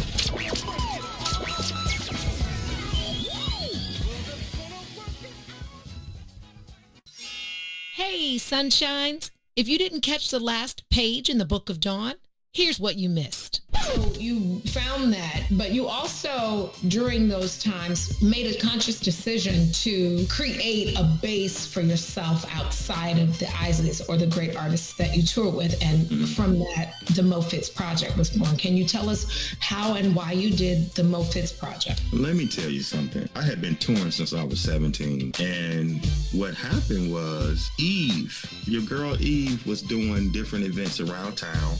Mm-hmm. And I remember it was right on 47th Street.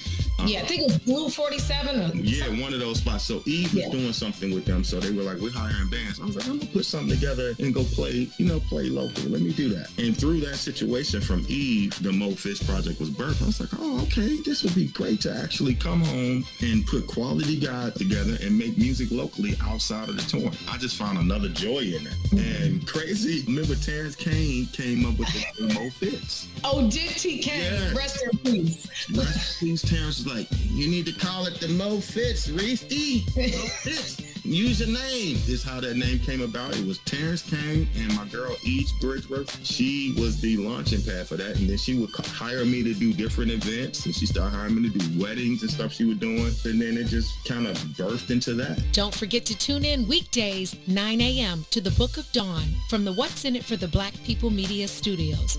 Roll Tide, y'all. WIIFTBP.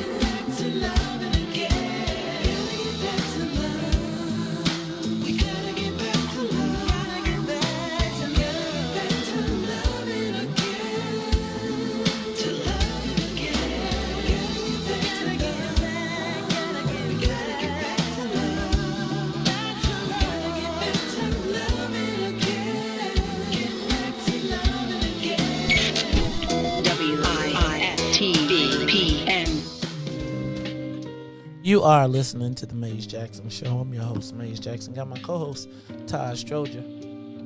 Sonia Escobar in the building. Ruthie. Hey, Ruthie, do me a favor. Will you turn that phone on? Sonia Escobar, let's open up the phone lines. 312-872-259-7474. 872-259-7474. I want to talk about this whole concept of black unity, and I want to ask, can we get your organization involved? We are going down, it's called May Day. Next week, we are going down to we're starting at the Chicago Housing Authority, but it really is about us controlling our own narrative, controlling our own fate. See, there's the Office of New Americans. If you tuned in last week, we found out that the city of Chicago is planning to create, well, not planning, they're 50% of the way done with a plan to make immigrants the new face of Chicago. Now, that's just not Latinos. That's all the immigrants. And when you think about all the resources and everything that they are allocating to this community, look at you maneuvering. Like, that's like the obstacle course. What's that show? American Ninja. Wait, hold on. What was it? American Ninja Warrior. You watch that? I do. Do you? Do you be trying to do ninja kind of ninja stuff in your backyard? Do you like swing and do you still do like acrobatics and stuff? Like if you see a set of monkey bars, are you allowed to call them monkey bars anymore? What, the monkey's gonna be upset about this? Well, I'm saying, but black people swinging on the monkey bars. Hey, y'all, the phone lines are open. Ruthie say, I know you. Last week you was like giving us a hard time when you was like, could you tell people the number though? They like when you say it slow. 872-259-7474. That's right, 872-259-7474. We are opening up the phone lines because look, we're trying to get some black unity going, and I actually am hoping that we can get some black organizations, men, women, whoever, to join us coming downtown May 3rd. We are going to, let me see where we meeting at. Now, Mark, you ain't put the address? It's a secret. We gonna meet at CHA, but he don't got the address. 60 East Van Buren at Wabash, Van Buren and Wabash. Next Monday, 10:30 a.m. I'm asking all of the What's in It for the Black People family, if you got an opportunity to come down, join us in this march. Let's be socially distanced. Let's be safe. Bring your mask. And if there's an issue that you want to advocate for, bring your own sign. But we all coming down as a show of unity. 872-259-7474. Do you think it's possible for black people in Chicago to unify? Ruthie, you said it. You think we unify? Why are you making that? I just wonder what your sign gonna say. What's in it for the black people? The WIIFTBP sign. I'm gonna make a sign. I'm gonna say, we actually will distribute WIIFTBP signs. So if you need a sign and you just want a What's in it for the Black People sign, we already have them printed so you can get those. But I do think like I am gonna say something. I'm gonna be like, yo mama now. I'm gonna have something. I don't know. But Ruthie, why you say what? Do you think it's possible for black people in Chicago to get together after all of these years? Give us a call, 872-259-7474. I think I am optimistic. I have been concerned about what unity is going to look like amongst black people. I've been a little concerned about the hijacking of the unity. So that's always my concern, is people hijacking the unity. Yeah, that too. So I think we got to... But let me tell you why I think it's possible, though. I think it's possible because if y'all can sit down and at least start off having conversations related to like real personal... I mean, I'm talking about cut down to the core beef. So I think that I felt like Yana Van Zant was there. So if you can get over that, really that first step in benefit of the, everybody, I think we off to a great start, because I think it'll enable people. Okay, so you ain't asked me for none of this, but I think sometimes there's like a level of vulnerability that it takes in order to really build community and build unity. Ooh, I'm gonna tell you, yesterday it was tough. And it was like, because you have to recognize hurt and harm And you can't say that in front of no dude. That's like, dog, you like that joint hurt. Like, I ain't gonna even lie, yo. That was some tough stuff happening yesterday. And I feel like it was one of those moments where you gotta get, like, your ego is like, man, I've been at war with this dude. Get it. You don't want to say that hurt my feelings because you feel like if you drop your card, it's like, man, then dude gonna hit you right back in the gut. You're mean. Yep, I'm not mean. So that's why I think it's possible, because you have to be able to break down some of those barriers, and nobody wants to appear to be weak, but I actually think that it's actually strength, because in order for people to come together, you might have to put down some of your guards, which might make you individually seem weak, but together everybody is stronger. Yeah, see, that's that girl stuff. Todd! That girl stuff. That's that girly stuff. Talk about some. I'm telling you, man. I was like, all right. I'm gonna tell you, Todd. What you think, man? First of all, yeah, what you think? First of all, what do I think? No, I changed my first of all to what you think? Okay. Oh, well, no, I definitely think that we can work together and not be sabotaged. Because people know there's always outside forces pushing. But, if there's, well, like you have a group of 5, right? Oh, you talking about yesterday? Yeah, that's 5. Yeah. But that's an expanding group. We want everybody. Go ahead. Yeah, I mean, the key is to keep the majority together no matter what, and to block everything else. And shoot, I know it can be done. 872-259-7474. 872-259-7474. Yesterday, Maze Jackson, Bomani Obedelli, LaVon Stone, Mark Carter, dang nabbit. LaVon Stone, Mark Carter. Did I count? LaVon Stone, Barack Obedelli. Did I say Barack Obedelli? Bomani Obedelli. No shade, brother.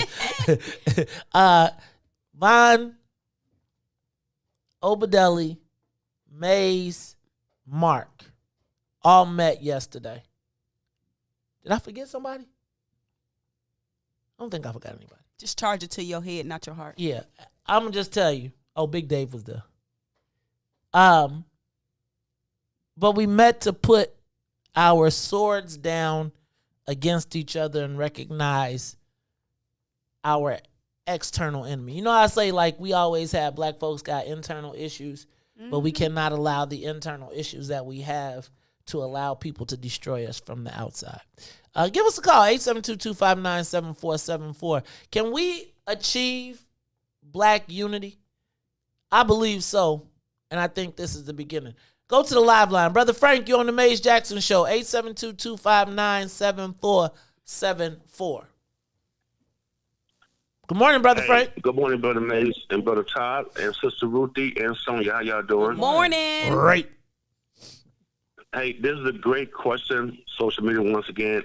And I think, yes, we can unify to the point we have no choice. We're going to have to. Because if we don't unify behind something like this and this comes down the pipe and we get left off, it's like the brother said, we are done deal here, okay? We need to shout loud. I'm glad this pandemic is slowing down. We can come out like this. This mayor needs to be let known by us that we are not satisfied with how she has done everything and anything Pacific Taylor may desire for every other community except for ours. She has done nothing for us whatsoever.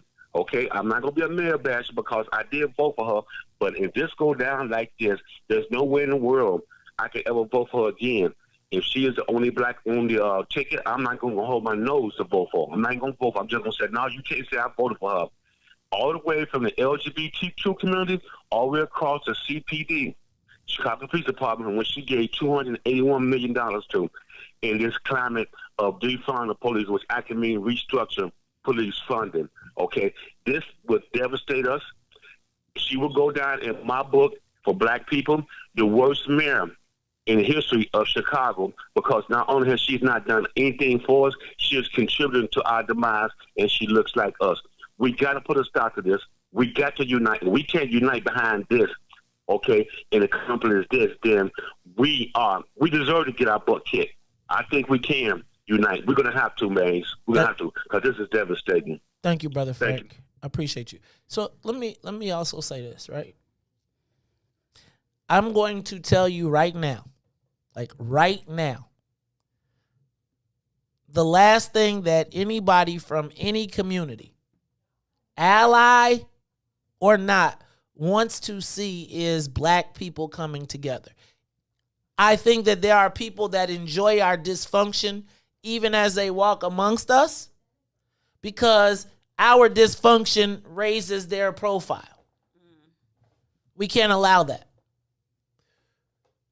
You all have to do the blocking and tackling. What we agreed yesterday was nobody is going to be able to put the cables on us against us. Mm-hmm.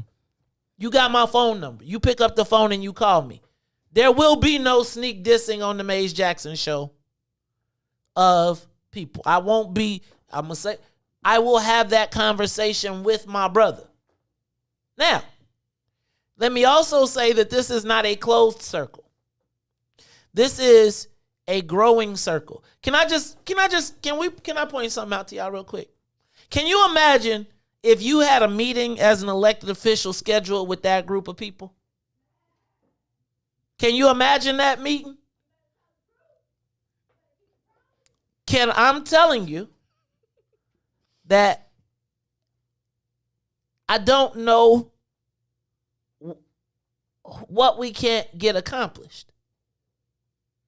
I think part of what has to happen is we have to understand what people see, because every black organization ain't an ex-offender organization, just like it ain't a violence prevention organization. Some people are businesses. So we have to understand what their interest is, but as long as they moving with us on the path, we have to bring them in. So I'm going to tell you, there'll be groups like 100 black men that need to be involved. There will be groups like Phi Beta Sigma, the National Panhellenic Council, Delta Sigma Theta Alpha, even the Alphas. We know y'all want to cook. No, I'm just playing. And I think the other part we have to do with each other is stop trying to figure out how to judge what our contributions are. Right? Everybody has their level of commitment to being a part of what is happening. Right? And so we need to understand that. And we need to say, okay, we know that when the NAACP come, we know where they going. We know when their point comes up, they might hop off the train. It's okay, because we knew it going in. The challenge we have right now is we really don't even know each other as a community. We know each other through social media posts, right? We have a rate, and this is no shade at all. We have seen people create their relevance or prominence based on their social digital presence. They are influencers. They have followers. They have people that will do things. It is now, how do we get all of those people going towards the same direction? So, what we agreed to do is lead by example. Now, I'm going to ask you all every single day to mount up with us all together. Can you imagine that, what it looks like on Monday? When it ain't no fights amongst the black folks, when Mark ain't cursing Reverend Jackson out, right? And I ain't snapping because Obadeli is over there, and all of the faces and all of the white folks that have been used to us all fighting and denigrating each other look up and say, wait a minute. And when the people pop up in our conversations and start trying to fan the flames of disunity, we know what our beefs are. We have collectively come together just like everybody else does to say, hey, y'all, they can't come over here beating on us. They can't come over here selling us a fake dream. And I'm asking y'all to join us. I'm asking you all to join us next Monday. Now, Ruthie, can I write you a letter? Because I'm just telling you, every time I go somewhere, they be like, where that Ruthie at? They do. They be like, Ruthie the real one. Ruthie the real soldier on y'all. So I be like, first of all, I just be talking. Ruthie I'm telling you, Ruthie be. Anyway, so Ruthie, we need you to come because you know. At the march? Yep. Y'all know, let me request time off work. Could you please request time off work? I'm just telling you. Todd? Yeah, wait, it ain't gonna be virtual? Nah, The virtual march. It ain't virtual? Yeah, you want me to carry your computer screen? I ain't got that much battery life. Todd? I know you got a lot going on, man, but we gonna expect to see y'all down there. I'm asking for IzWiz. I'm asking for Book of Dawn to broadcast live. I'm asking for, look, Sonia, I'm asking you to record the spots, right? I'm asking for you to, because I want all the voices of Chicago. I want all the black leaders of Chicago to come here and record a spot, a black unity spot. I don't care what you talk about. But we're going to use the platform the way that it was meant to be, what its origin was.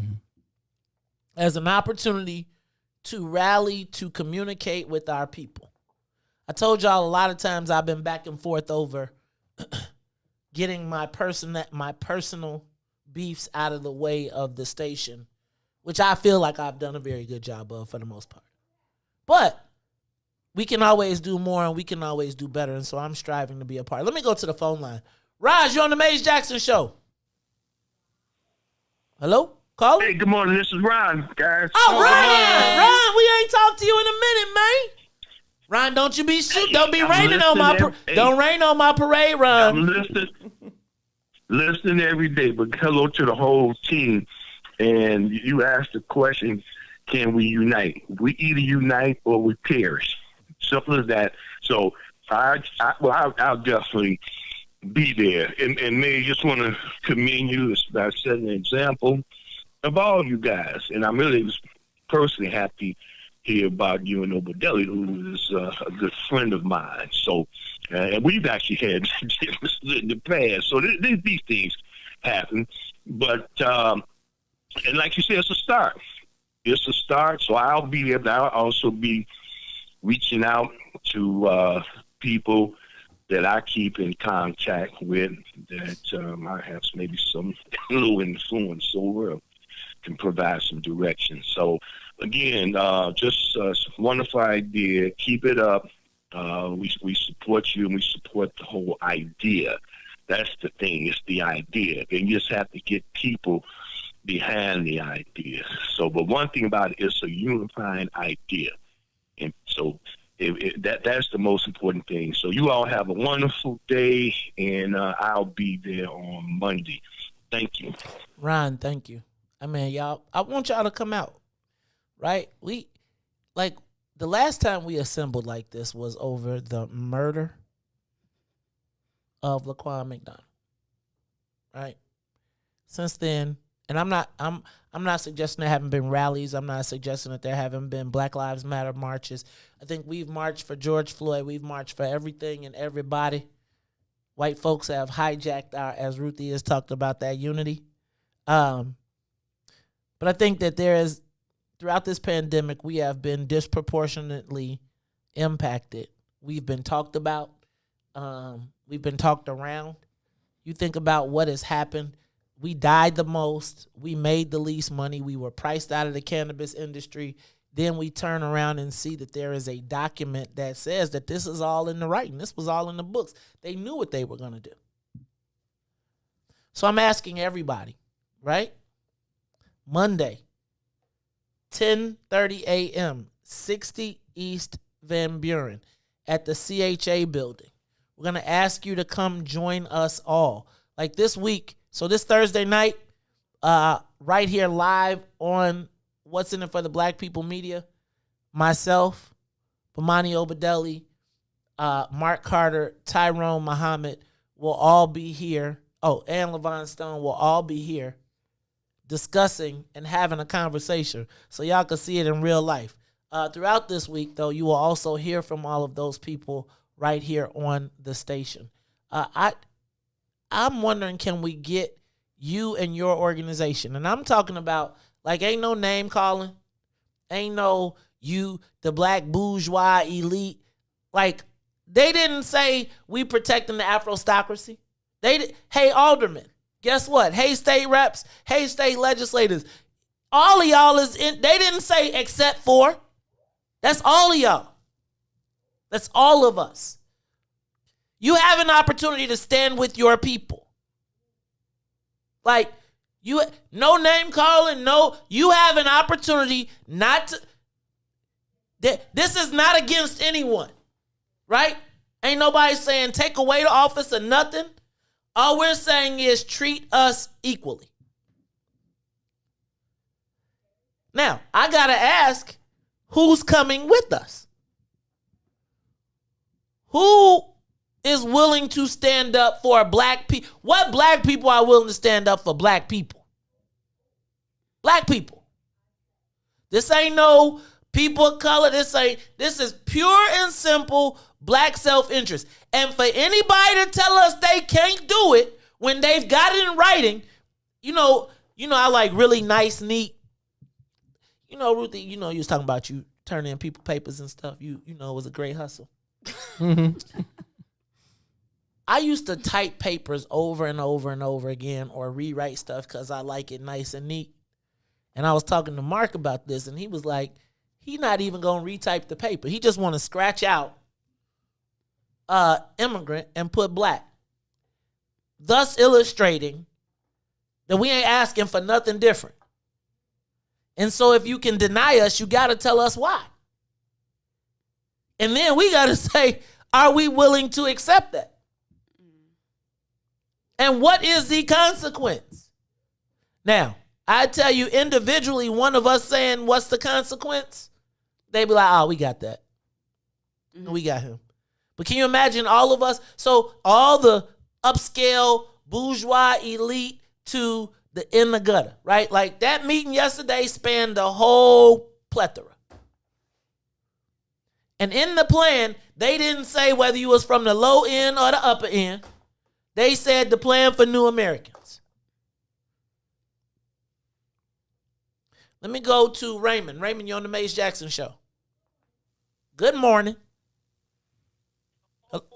Hello? Hello. Go ahead. You're on, Raymond. Hey, what's up? This is Tyrone Muhammad. How you doing? What's up, Tyrone Muhammad? Tyrone, good to talk to you this morning. What's going on, my brother? Man, nothing, bro. Just listening in to the show, brother. And thank you for coming out to our center yesterday. Man, we had a great conversation. And with that being said, I'm encouraged, and I hope that if we could deal with our beefs and petty differences, I hope to be able to then turn around and broker the same way we do in the streets with the young homies sliding on each other and shooting each other. If we as so-called leaders and voices in the city can't do what we're asking them young homies to do, then we are hypocrites. We're hypocrites to our community. We're hypocrites to these little homies who we always passing judgment on and why they have, and we know that a lot of these little homies are out here on Facebook creating fake beef that ultimately turns to a permanent situation, whether they're in the graveyard or whether they're in the prisons. And oftentimes, innocent people become victims of our petty differences and beef.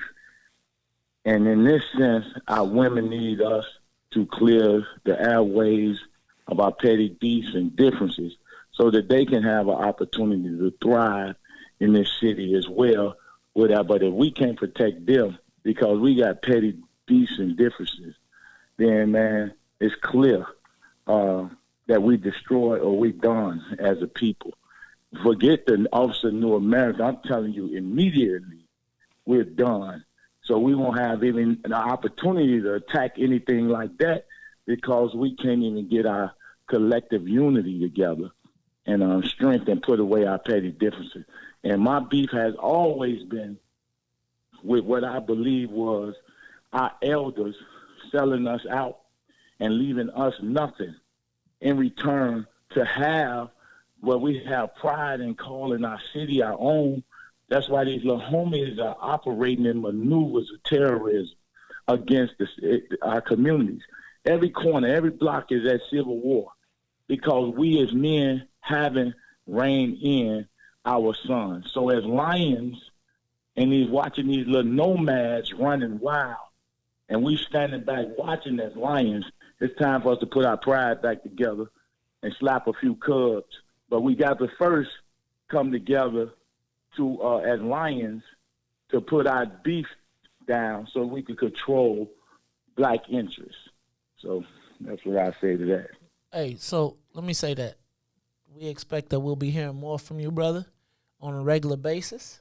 As one of the lions roaming the streets. And I'm going to tell y'all, that brother has a tremendously impressive facility that he has offered up, right? And I'm going to think that if you got something going on and you trying to meet or you trying to get yourself together, y'all need to reach out to that brother, because when I went in there, I was like, well, damn. Make a brother feel small. You be like, dang, we could have got the radio station over here or something. Look, y'all, that is Brother Tyrone Muhammad. You tune in. He'll be here on Thursday night as we have a round table of the brothers. We're going to continue these conversations. Let's do this. Katie, I see you up there.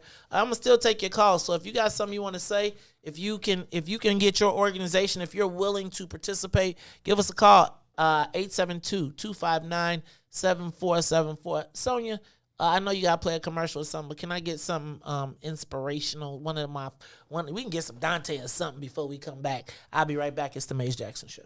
Call in and say it with your chest. 872-259-7474. That's 872-259-7474. Give us a call and say it with your chest. 872-259-7474. The Maze Jackson Show will be back after this break. Shop at Black-owned and operated Solo Beauty, where you are appreciated and respected. Located at 8158 South Cottage Grove, Solo Beauty can supply all of your black hair care needs. Solo Beauty is open from 11 a.m. to 8 p.m., Tuesday through Saturday.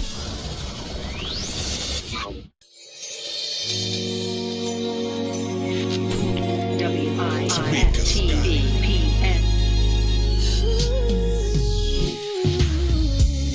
Yeah.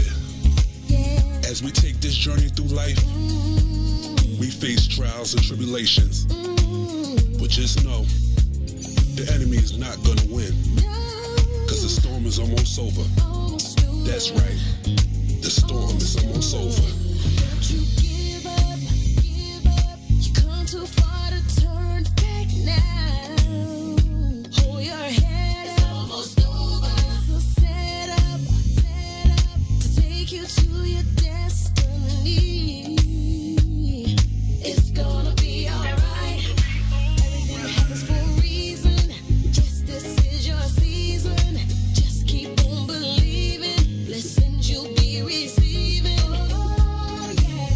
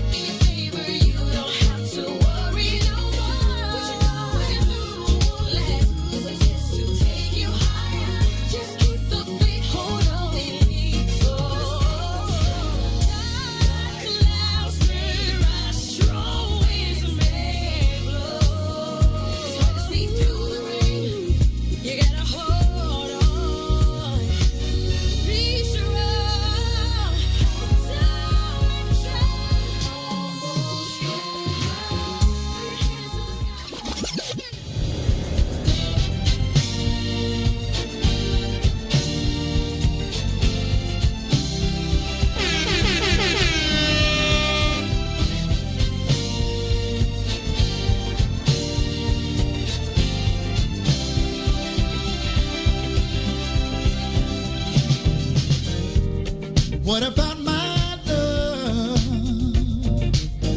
Seems you have forgotten love. I do believe that something went wrong somewhere.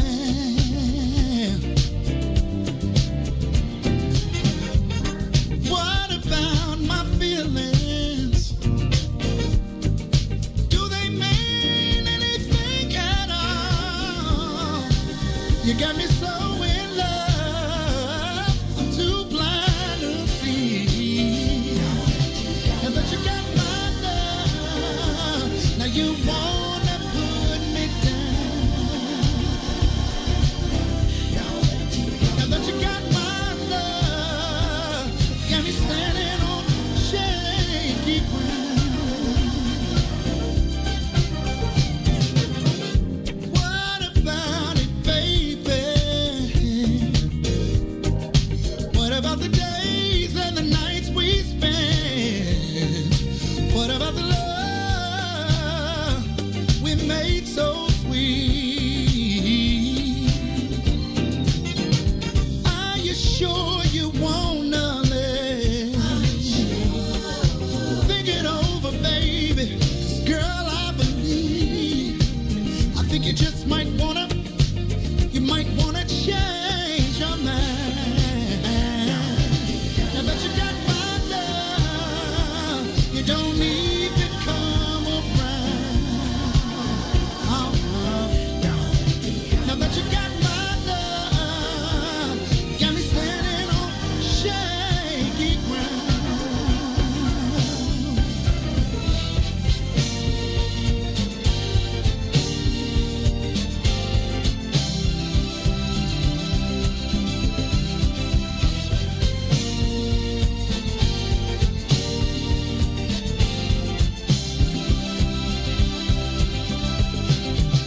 What kind of way is that to treat your man? When I gave all that I never had, you got me going through changes of life with you. Are you sure you wanna live? Think it over, babe. 'Cause girl, I believe, I think you just might wanna change your mind. Now that you got my love, you don't even come around. Now that you got my love, you got me standing on shaky ground. Yeah. Now that you got my love, you don't even come around. You don't come around. Now that you got all my loving, you got me standing on shaky ground.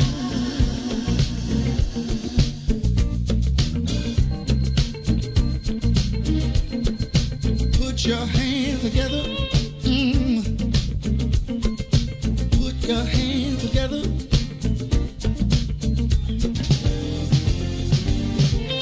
Before you leave out the door, before you leave out the door, baby, won't you change your mind? Really wish you would change your mind. Now that you got my love, you don't even come around. Now that you got my love, you got me standing on shaky ground.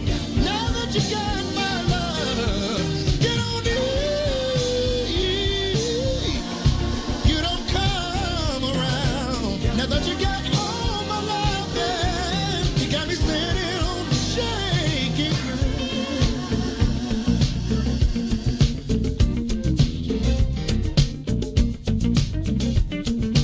Put your hands together. Put your hands together. Oh my, I had a conversation with her. This is how it went. Before you leave out the door,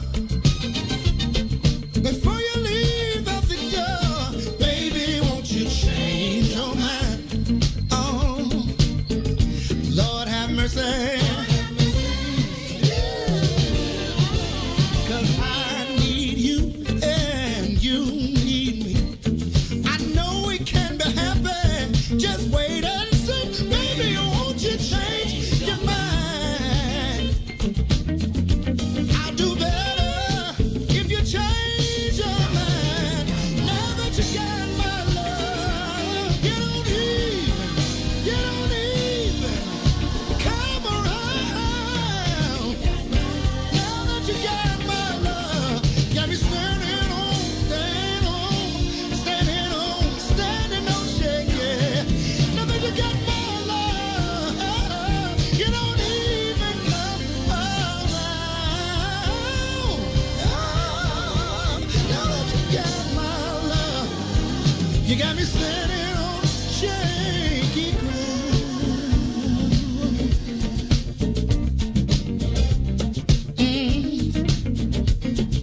Baby, won't you change your mind?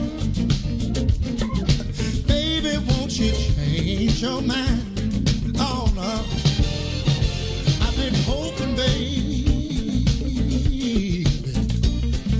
I've been praying, baby. Yes, I have.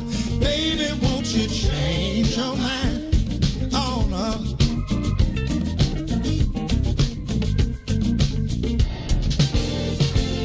I've been hoping, baby. Yeah. I've been praying down on my knees, praying that you change your mind. You are listening to the most dangerous show in the morning. This is What's in It for the Black People Radio. Maze Jackson. Maze Jackson, the most vociferous advocate for black people in the world. For Ruthie Moore, for Todd Stroger, I am the host of the Maze Jackson Show, asking every single day, what's in it for the black people? And if you don't like it, you can still tell them Maze said, Mayor Lightfoot, man, we ain't accepting that. We ain't accepting that. Let's go. Yeah. Let's get down to business and go ahead and address the facts. Mayor Lightfoot seems more lesbian than black. Rahm Emanuel's another case, he was just as tired. 50 closed schools left much to be desired. Police had Anjanette naked on that body cam. They suppressed the footage so it couldn't touch a lot of hands. Reminds me of that 16 shots in that cover-up. Both of them similar, so I went and dug it up. George Floyd killed, a lot of riots happened in the town. Southside burned and they wouldn't let them bridges down. Grandmother sick, need a prescription and plus a couple groceries. You gon' have to travel just to get it now. COVID-19 out here shutting all the business down. Not enough SBA loans to even give around. So many failed businesses that you could put them in the pile. If you don't survive the pandemic, it's gonna sit you down. We sing, dance, play ball, entertain, and crack jokes. Government infested black neighborhoods with crack smoke. System that milked us so bad, we got lactose. Still trying to find out what's in it for us black folks. We sing, dance, play ball, entertain, and crack jokes. Government infested black neighborhoods with crack smoke. System that milked us so bad, we got lactose. Still trying to find out what's in it for us black folks. Shout out to Willie Wilson, hope one day you get to send it. We need some different players in the game to handle business. Too many shady characters like Madigan and Blago. But when you really break it down, it's typical Chicago. City full of gangsters, it's what the land was built on. Same streets where hood legends DNA get spilled on. Carjackers out here lurking trying to get they steal on. Looking for a block to put them Hellcat wheels on. Let us give bogus appraisals a red line. Car crackers out here getting minimal fair time. And I'm concealed carry, I stay with the pipe. But Illinois gun laws giving minimal rights. Stay up on the swivel, make sure I'm moving tight. Check all of my mirrors when I pull up to the light. Pick my homie up from out of town, man, he caught a flight. He was hella nervous, told him, shorty, this a way of life. We sing, dance, play ball, entertain, and crack jokes. Government infested black neighborhoods with crack smoke. System that milked us so bad, we got lactose. Still trying to find out what's in it for us black folks. We sing, dance, play ball, entertain, and crack jokes. Government infested black neighborhoods with crack smoke. System that milked us so bad, we got lactose. Still trying to find out what's in it for us black folks.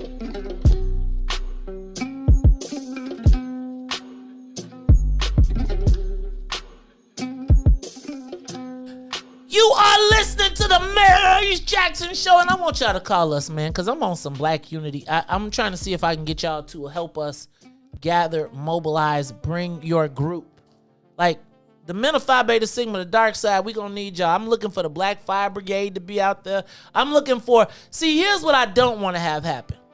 What I don't want to have happen is they try to pigeonhole us and say it's this little group of black people over here. I want them to see mamas and daddies and whole families and not let them tell stories of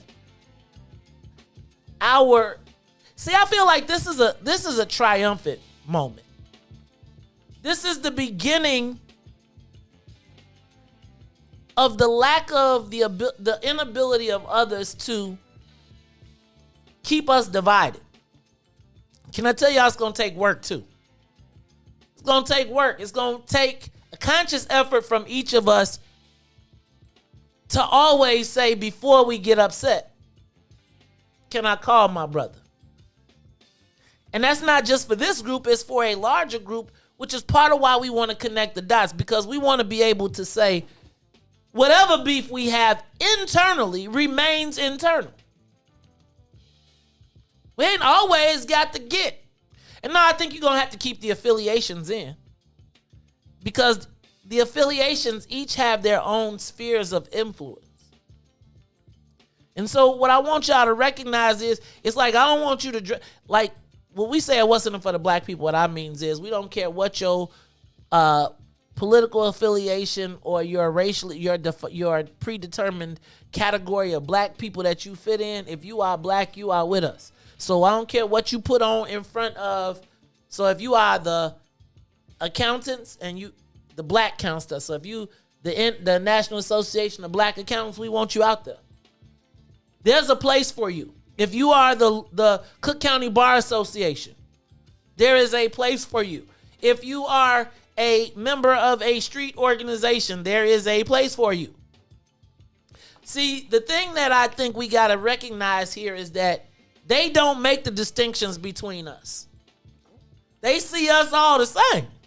You may think that your suit can protect you, but it can't.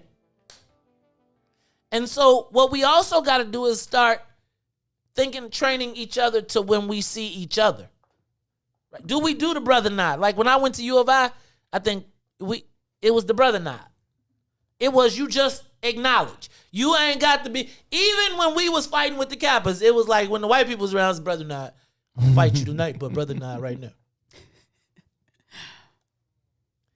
So I think we have to start somewhere. And y'all, there are a lot of hurt and anger and feelings in this mix, and we're going to work that out. Trauma. It is. Because, man, everybody could recount their list of, this person did this to me this time, one time, and I ain't. Very specifically. Oh, no, I have mine specific. But that's the point. And so we know that there's healing, and it doesn't come all at once. But know that there's a way to be part of the group. I need y'all to help us. Let me back up, because I'm not going to appeal to your sense of altruism. I'm going to appeal to your self-interests. Your self-interests, as in the 48 Laws of Power, are that there is a plan for New Americans, Office of New Americans, but there is no Office of Black Americans. And from that Office of New Americans, resources are dedicated to the protection and the growth of the immigrant community. The plan is really dope. So much so, we don't even want to rewrite it. We just want our own. But it is a call of all black people to join us Monday. Now let me back up, because the hard work, a big chunk of the hard work has already been done by Aclavis and Brother Obedelli, and I want to thank him for inviting us to participate. So they've been doing their thing. But as they spread the gospel, it is incumbent upon us that they are not by themselves. That it's not just violence prevention. It is all facets of our community. And I know a lot of people in the upperly mobile bourgeois urban class be like, I ain't finna be on that nigger stuff. Got time for them. Every time I come somewhere trying to curse somebody. No big eyes, no little U's. All ego to the side. Your organization is welcome.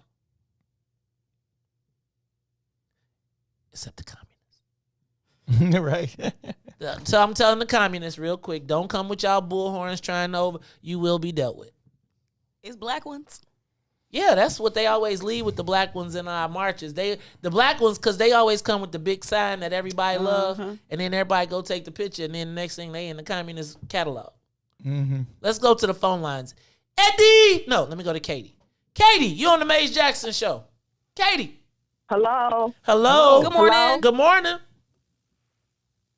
Good morning. Can you hear me? We can.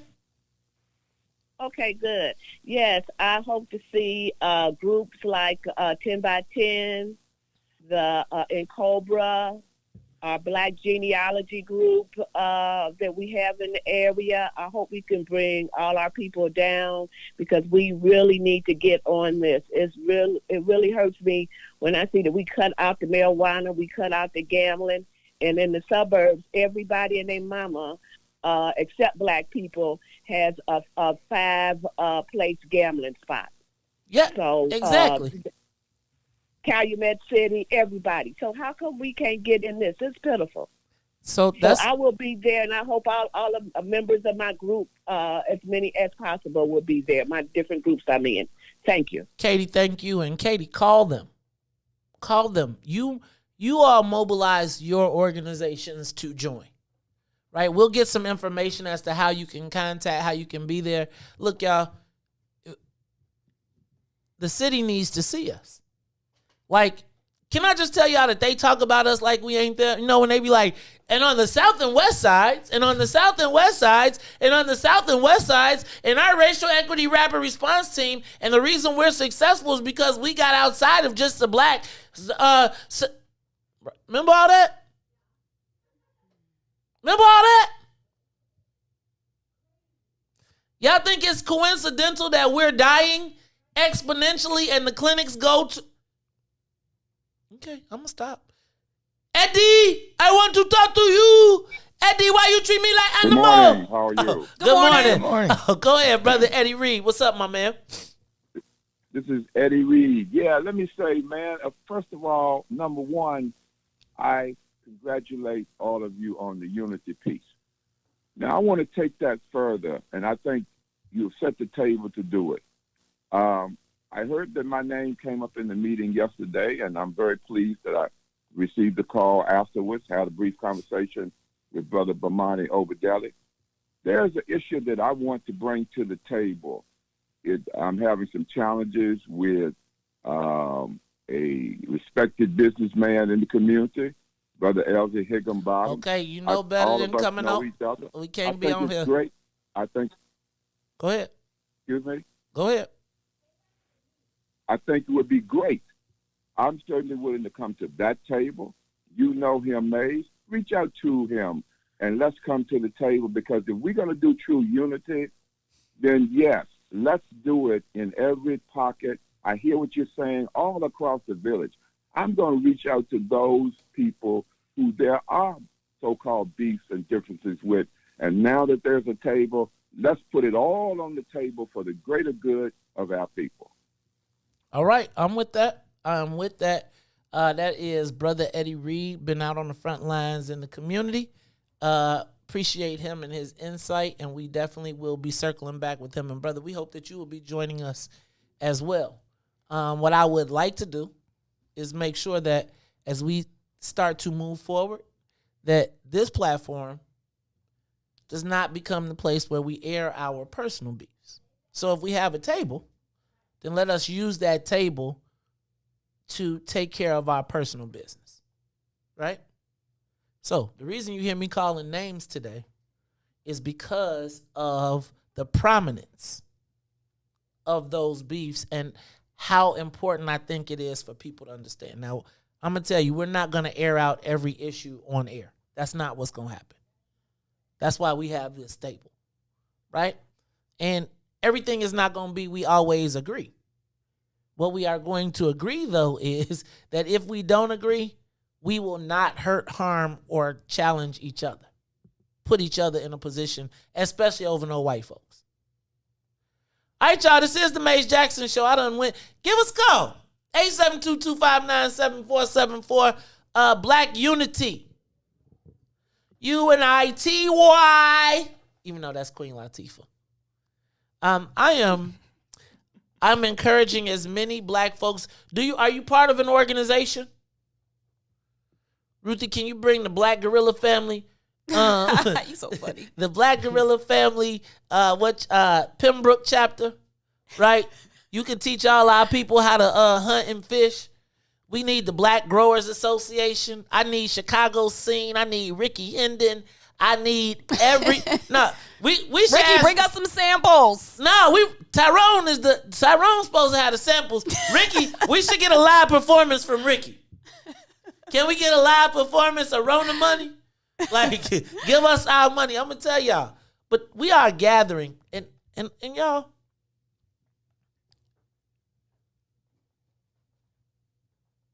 I think that is important that all black organizations be represented. Let me also tell you that this space will be a safe space, right? So a lot of times people are,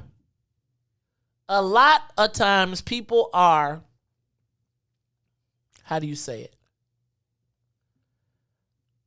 Choose not to come to events because of those personal beefs or because they may be confronted or somebody don't like the organization. Not this week.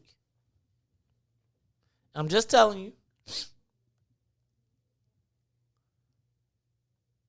I got to question anybody who opposes black people resolving their differences. And I got to tell you, y'all talk about when the men stand up, the boys sit down. So as the men move towards standing up, make sure that you're not trying to get them to sit down on the toilet. You know, Todd said it's convenient to be sitting down. You just love the bathroom. Let me go to Gino. Gino, you on the Mace Jackson show. Hey, good morning, everyone. Good morning. Look, yeah, first of all, how can I get in touch with email for Joaquin? I'm sorry. Salim. What's his name? Joaquin. Salim Muwakil? Yes, thank you. Yeah, he have an email. I can email him.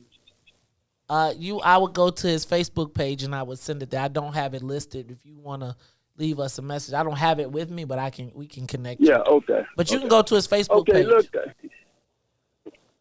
Yeah, look, I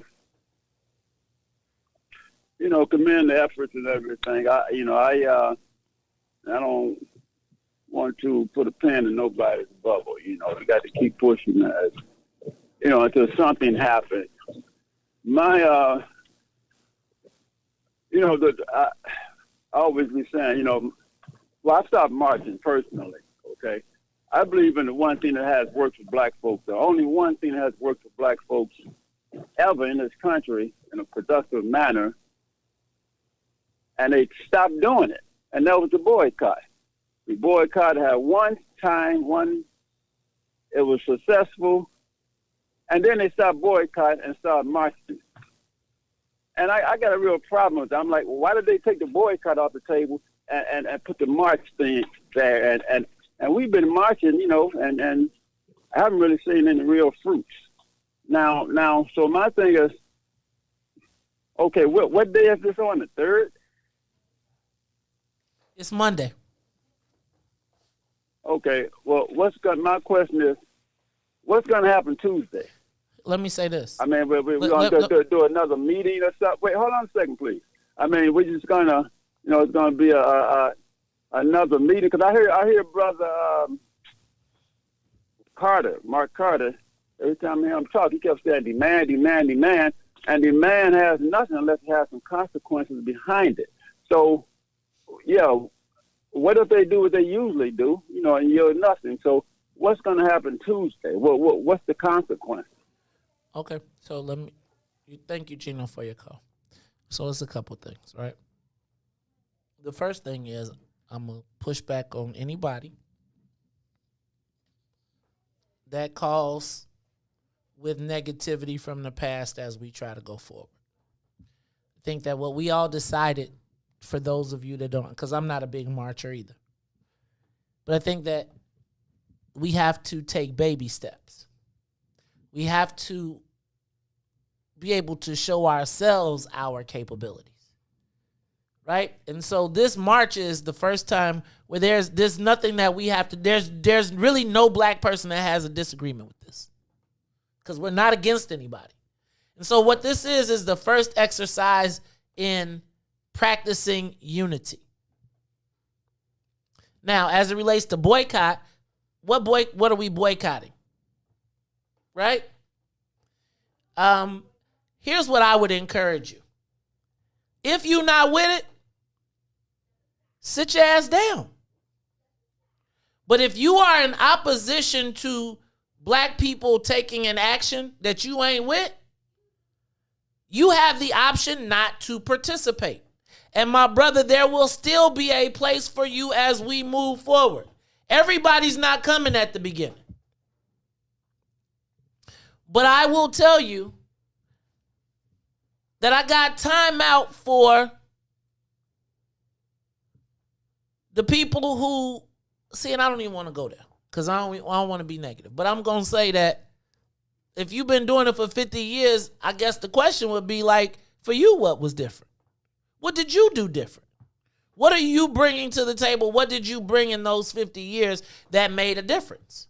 Not to negate it, but how much work did you put to make it go?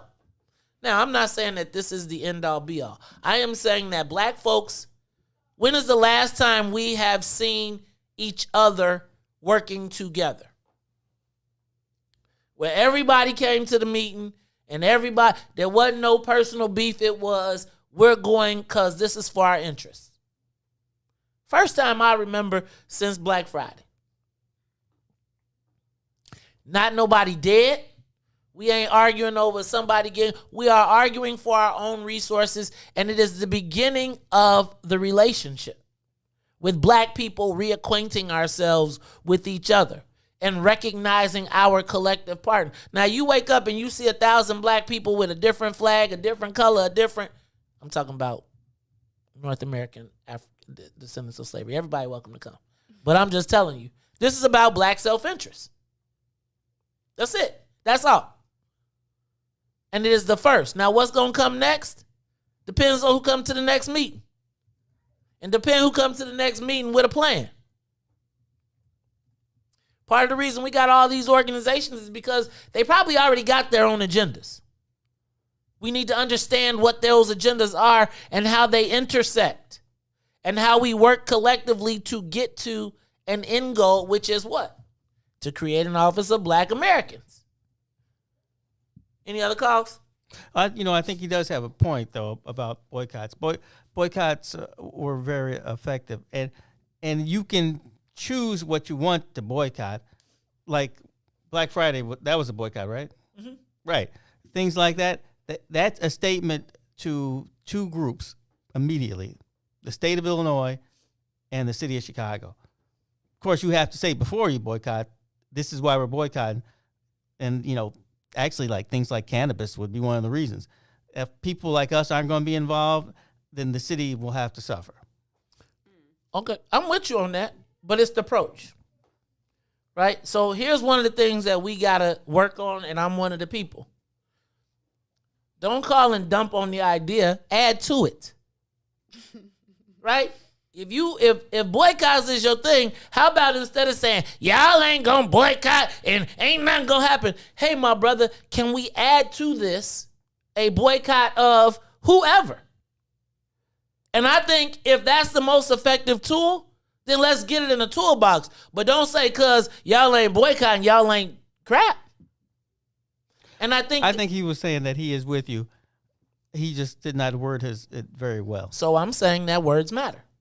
Words matter. And I'm saying that if we're trying to build something and you're detracting from it and you're using the platform to say, how come, and you listen to 10,000, 5,000 people saying, no, there's a better way to approach it. And we have to practice how we address each other. I'm not mad, but I am saying, like yesterday, we have to be intentional about how we deal with each other. Also learned through life is not to take the first thing that people comes out of people's mouths personally. Let them finish. Then I'll figure out if they are either for or against or just trying to, sack me. I got you. And I think I could believe you on that. I think listening to everything he said, you have to discern that he's with you. The average person got to get through wade through all of the stuff to be like he's with you. Right. What's up, Ruth? Because I'm just thinking about the caller's perspective, because I don't know what his perspective is. But I think just the same way we know that how difficult it is for people who are trying to galvanize, how difficult it is for them to get over their individual whatevers. Like, I think sometimes people who have to come along, you know what I'm saying, like who gonna get along with it, they might still also have questions. And I think that his musings came from a place of curiosity. And I kind of agree with Todd, like maybe he didn't quite word it in the right way. And I do think that I think the conversation, like words do matter, but I think that we also can never make it so that people can't bring their perspective. Because he does bring a good perspective of a point of boycott. But I'm with you though, too, Maze, in the sense of now maybe ain't the best time for you to be talking about that when we own something else. Like when we trying to build. That's all I'm saying. I get it. And so let me say this, Gino, I appreciate you calling, and obviously you're a listener, and obviously this conversation moved you so much so that you went to the phone to call in. I'm gonna say, brother, we didn't do a strategic plan yesterday. I'm not gonna lie. I think what we said our strategy is let's do something together that none of us can oppose. That you really can't find anything that anybody black can oppose. And let's start there.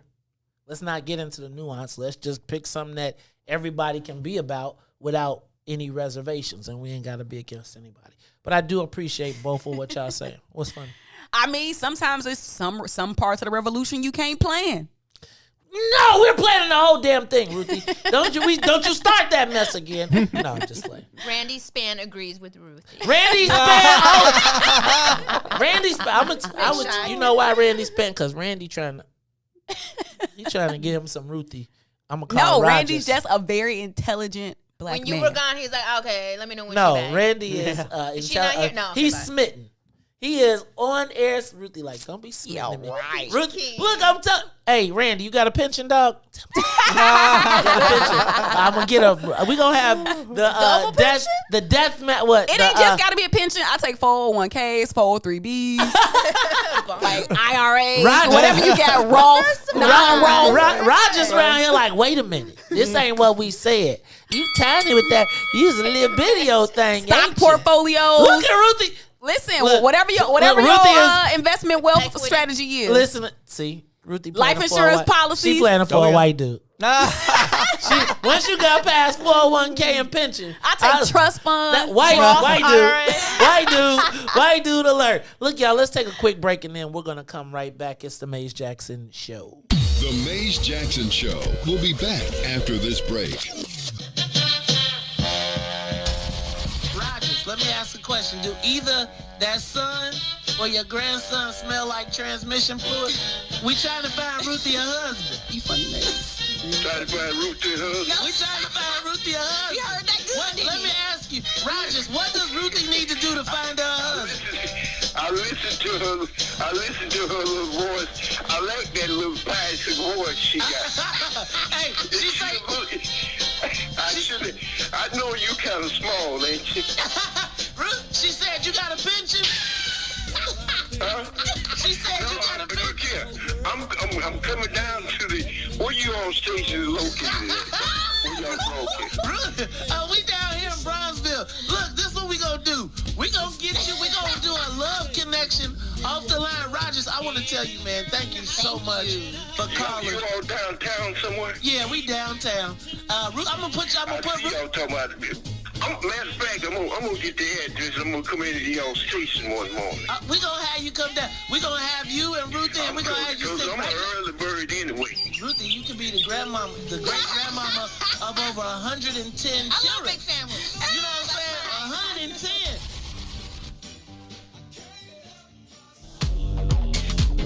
WIIFTBP.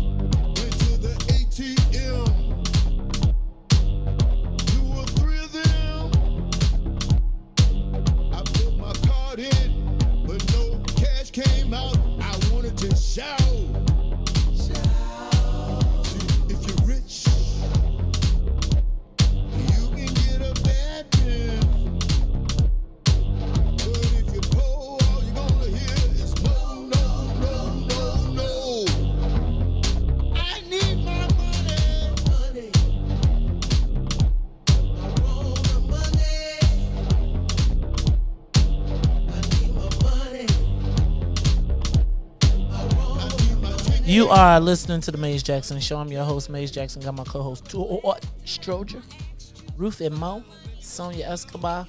Hey, y'all, Black Unity is in the universe. Hey, yo, Gino, my bad. You know, I was reading my girl, Frances Stockard, she went to U of I, Delta from U of I, and she said, just start. Whatever your dreams are, just start today. That's what this march is. Our dreams are Black unity. It's just start. And we're going to start next week. I'm asking you to join us. I'm asking for the whole What's in it for the Black People media family to join us from on air to listening audience. Next week. This week, we will be having, don't forget tonight, myself, Alderman Michael Scott. Who do I got? I got tonight Alderman Scott, myself, Eric Mobley of New Era, Chicago, Tucson Werner, and I'm looking to still try and get Marquin McDonald. Tonight from 7 to 8, we are going to be having a conversation over the death of 7-year-old Jaslyn Adams and the Black men response. Seems to be an ongoing theme here. This Black men stuff. It warms my heart. Really? Because can I tell you what, Ruthie? I think that somewhere in the mix, there is this conversation that I think we got to tamp down, which is that there is a rift between Black men and women. Now, I'm going to say, white folks have positioned us, but I think as we look around, thanks, Marquin will be on as well. So I'll be sending, Marquin, inbox me your email address, please, sir. Please inbox me. It's going to be via. Oh, he confirmed. Yep, he just confirmed. That's the chat is a beast. So we're gonna. It's going so fast. I know it'd be going so fast. But Marquin, send me your email in my inbox, and I will get you an invite. I think we're starting though. Todd, you coming next week? Yeah, sure. I don't like how you said that, man. Do we gotta put Ruthie? We gotta put Todd in the front too. We gotta make a march with the mad people. It's gonna be sections. It's gonna be sections. We gotta give them a sword, right? It's gonna be sections. It's gonna be the rebels. No, I'm just joking. I'm just playing. It's gonna be Black people. You gonna have a sign, Todd? I'll take a sign. Can you should make Hans come. Bring my $25 to Hans. I was thinking about that. He probably both of it. He probably will.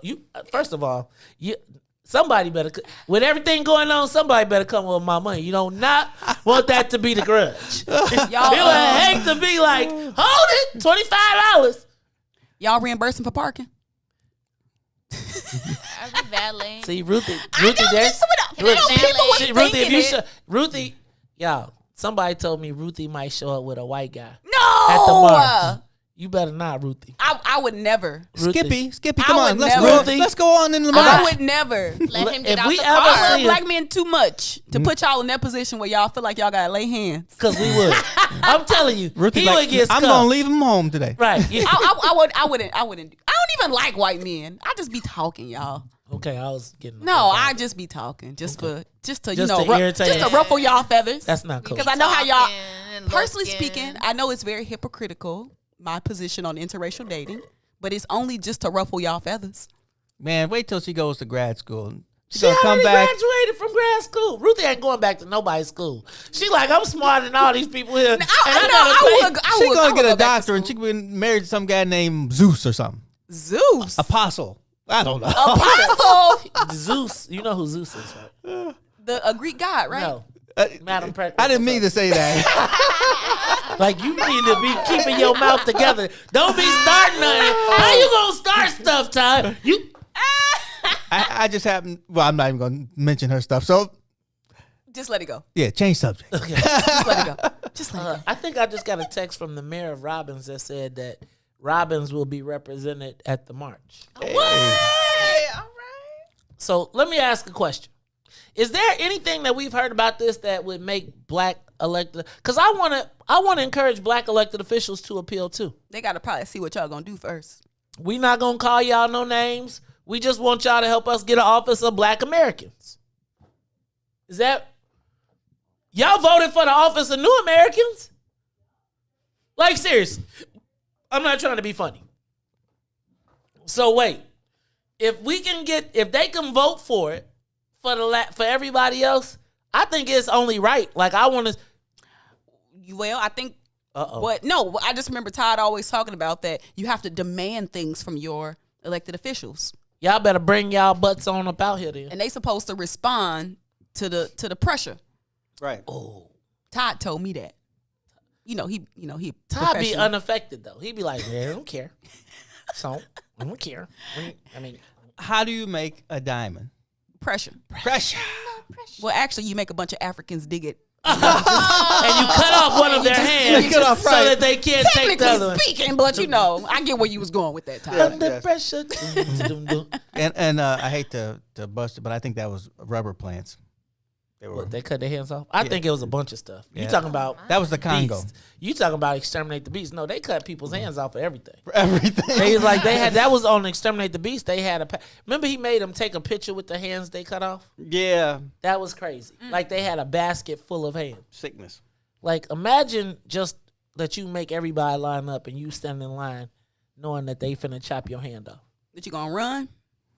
Or just you gonna take mean, death for the clearly- hand? I mean, I don't know. I mean, you're gonna run, you're gonna get shot in the back. I know. With a dumb bullet. Evil. No, back then that was no dum. No, remember they said remember when they realized that the bullets was going straight through people, then they created the dumb bullets and the Europeans said you can't use that on white people, only on the black people. Well, this escalated. Yeah. This Yeah, escalated. I couldn't have coordinated that. It's just cruel. Actually, that would have been a great promo, right? That would have been a great promo. Also, yeah. I was gonna ask y'all, did y'all what? I asked you off air. No, ask me. Y'all gonna have the Dreadhead Cowboy? Oh, somebody said he reached out. You gotta have a horse and a horse and a march go together. He done gave up all his horses. He can't rent a horse. No, the sheriff ain't gonna let him. Not this time, Nah, buddy. part there, homeboy. New York City, Chicago is not a place for the horses. That was good, Sonia. I'm talented. Hey, what y'all think about transgender sports? Which aspect? The aspect where transgender dudes get to play against straight girls. Do you think there should? So here's this. I don't want to ban transgender athletes because I realize that if you say that, you're going to get cooked. Mm-hmm. What I'd like to do is create a transgender category. Oh. Right? So don't make me just, if y'all going to have a third bathroom, have a, cause, and let, I do think that there is a physical difference, but I do not want to, I think that it's a no-win battle to say that they can't compete. But I think they should have their own category, right? That fits into it, because I do believe that there are biological differences. But I think that as I watch this, I'm going to just tell you now, I would never want to go to a basketball game for my daughter knowing that she's playing against someone that could, like, how important are sports? And how important is victory in sports? Like, I mean, like, how important are sports in general? Is it just for the workout, or is it for what it gives you? Because, again, if you played could a transgender basketball team be beat? Who they playing against? I mean, let's just say somebody was smart and said, I'm going to let's say Georgetown is smart enough to recruit all transgender athletes, and they're playing against Connecticut. You mean the Georgetown women's basketball program? Plays against the UConn women's basketball team. And do you get to pick? So I'm only saying this because I really didn't have a lot today. Mm-hmm. but it was a big deal down there, you know, and all these laws are passing, right? And there's this controversy, and we're going to come back to this because I remember the controversy of the third bathroom in North Carolina and how it set the world upside down. And I'm just saying, like, I don't think anybody that I've talked to in sports thinks that those two that there's the competition will be fair. And I don't think that's based in bias. I think that is biologically based. Right. Right? And so instead of discriminating or putting them, and I don't want to call it separate but equal, but I do feel like they're really rapidly trying to create this third lane. Like, I was always taught you were the plug or the socket. Mm-hmm.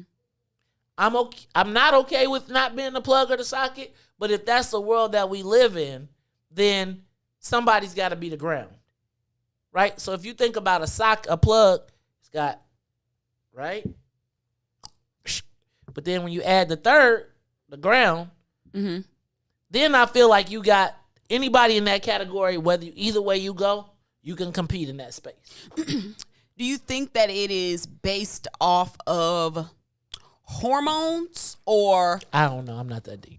Oh, that's what I'm saying. Like, are you basing it off of people's hormones? I'm like basing off of size, so strength, and agility. Like that picture, so like physical attributes. Yes. So like I think if I understand transgender correctly, it is sometimes when you have both pieces of anatomy.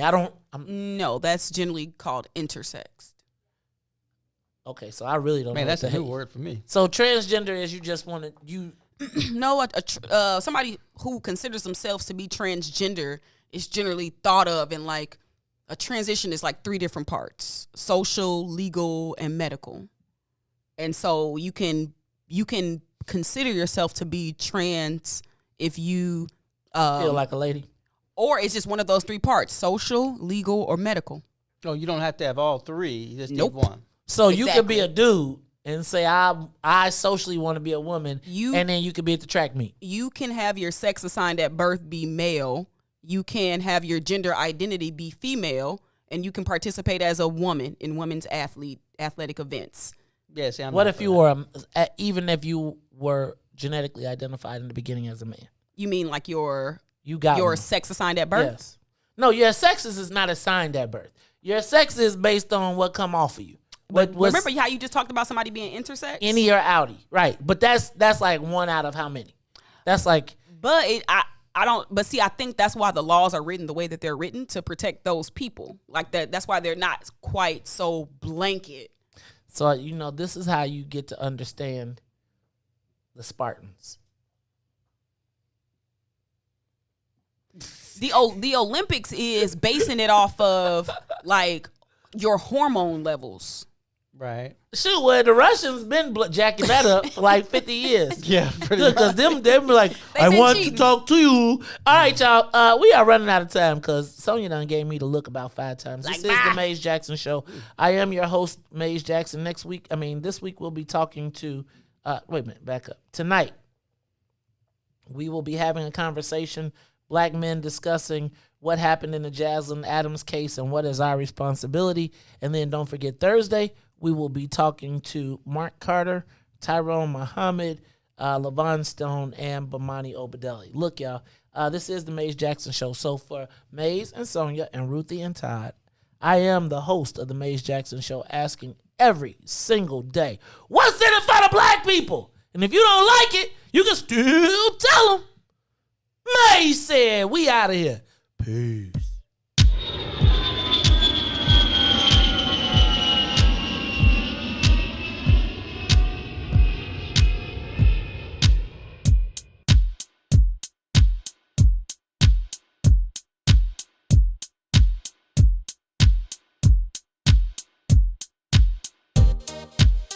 What's in it for the black people? What's in it? What's in it?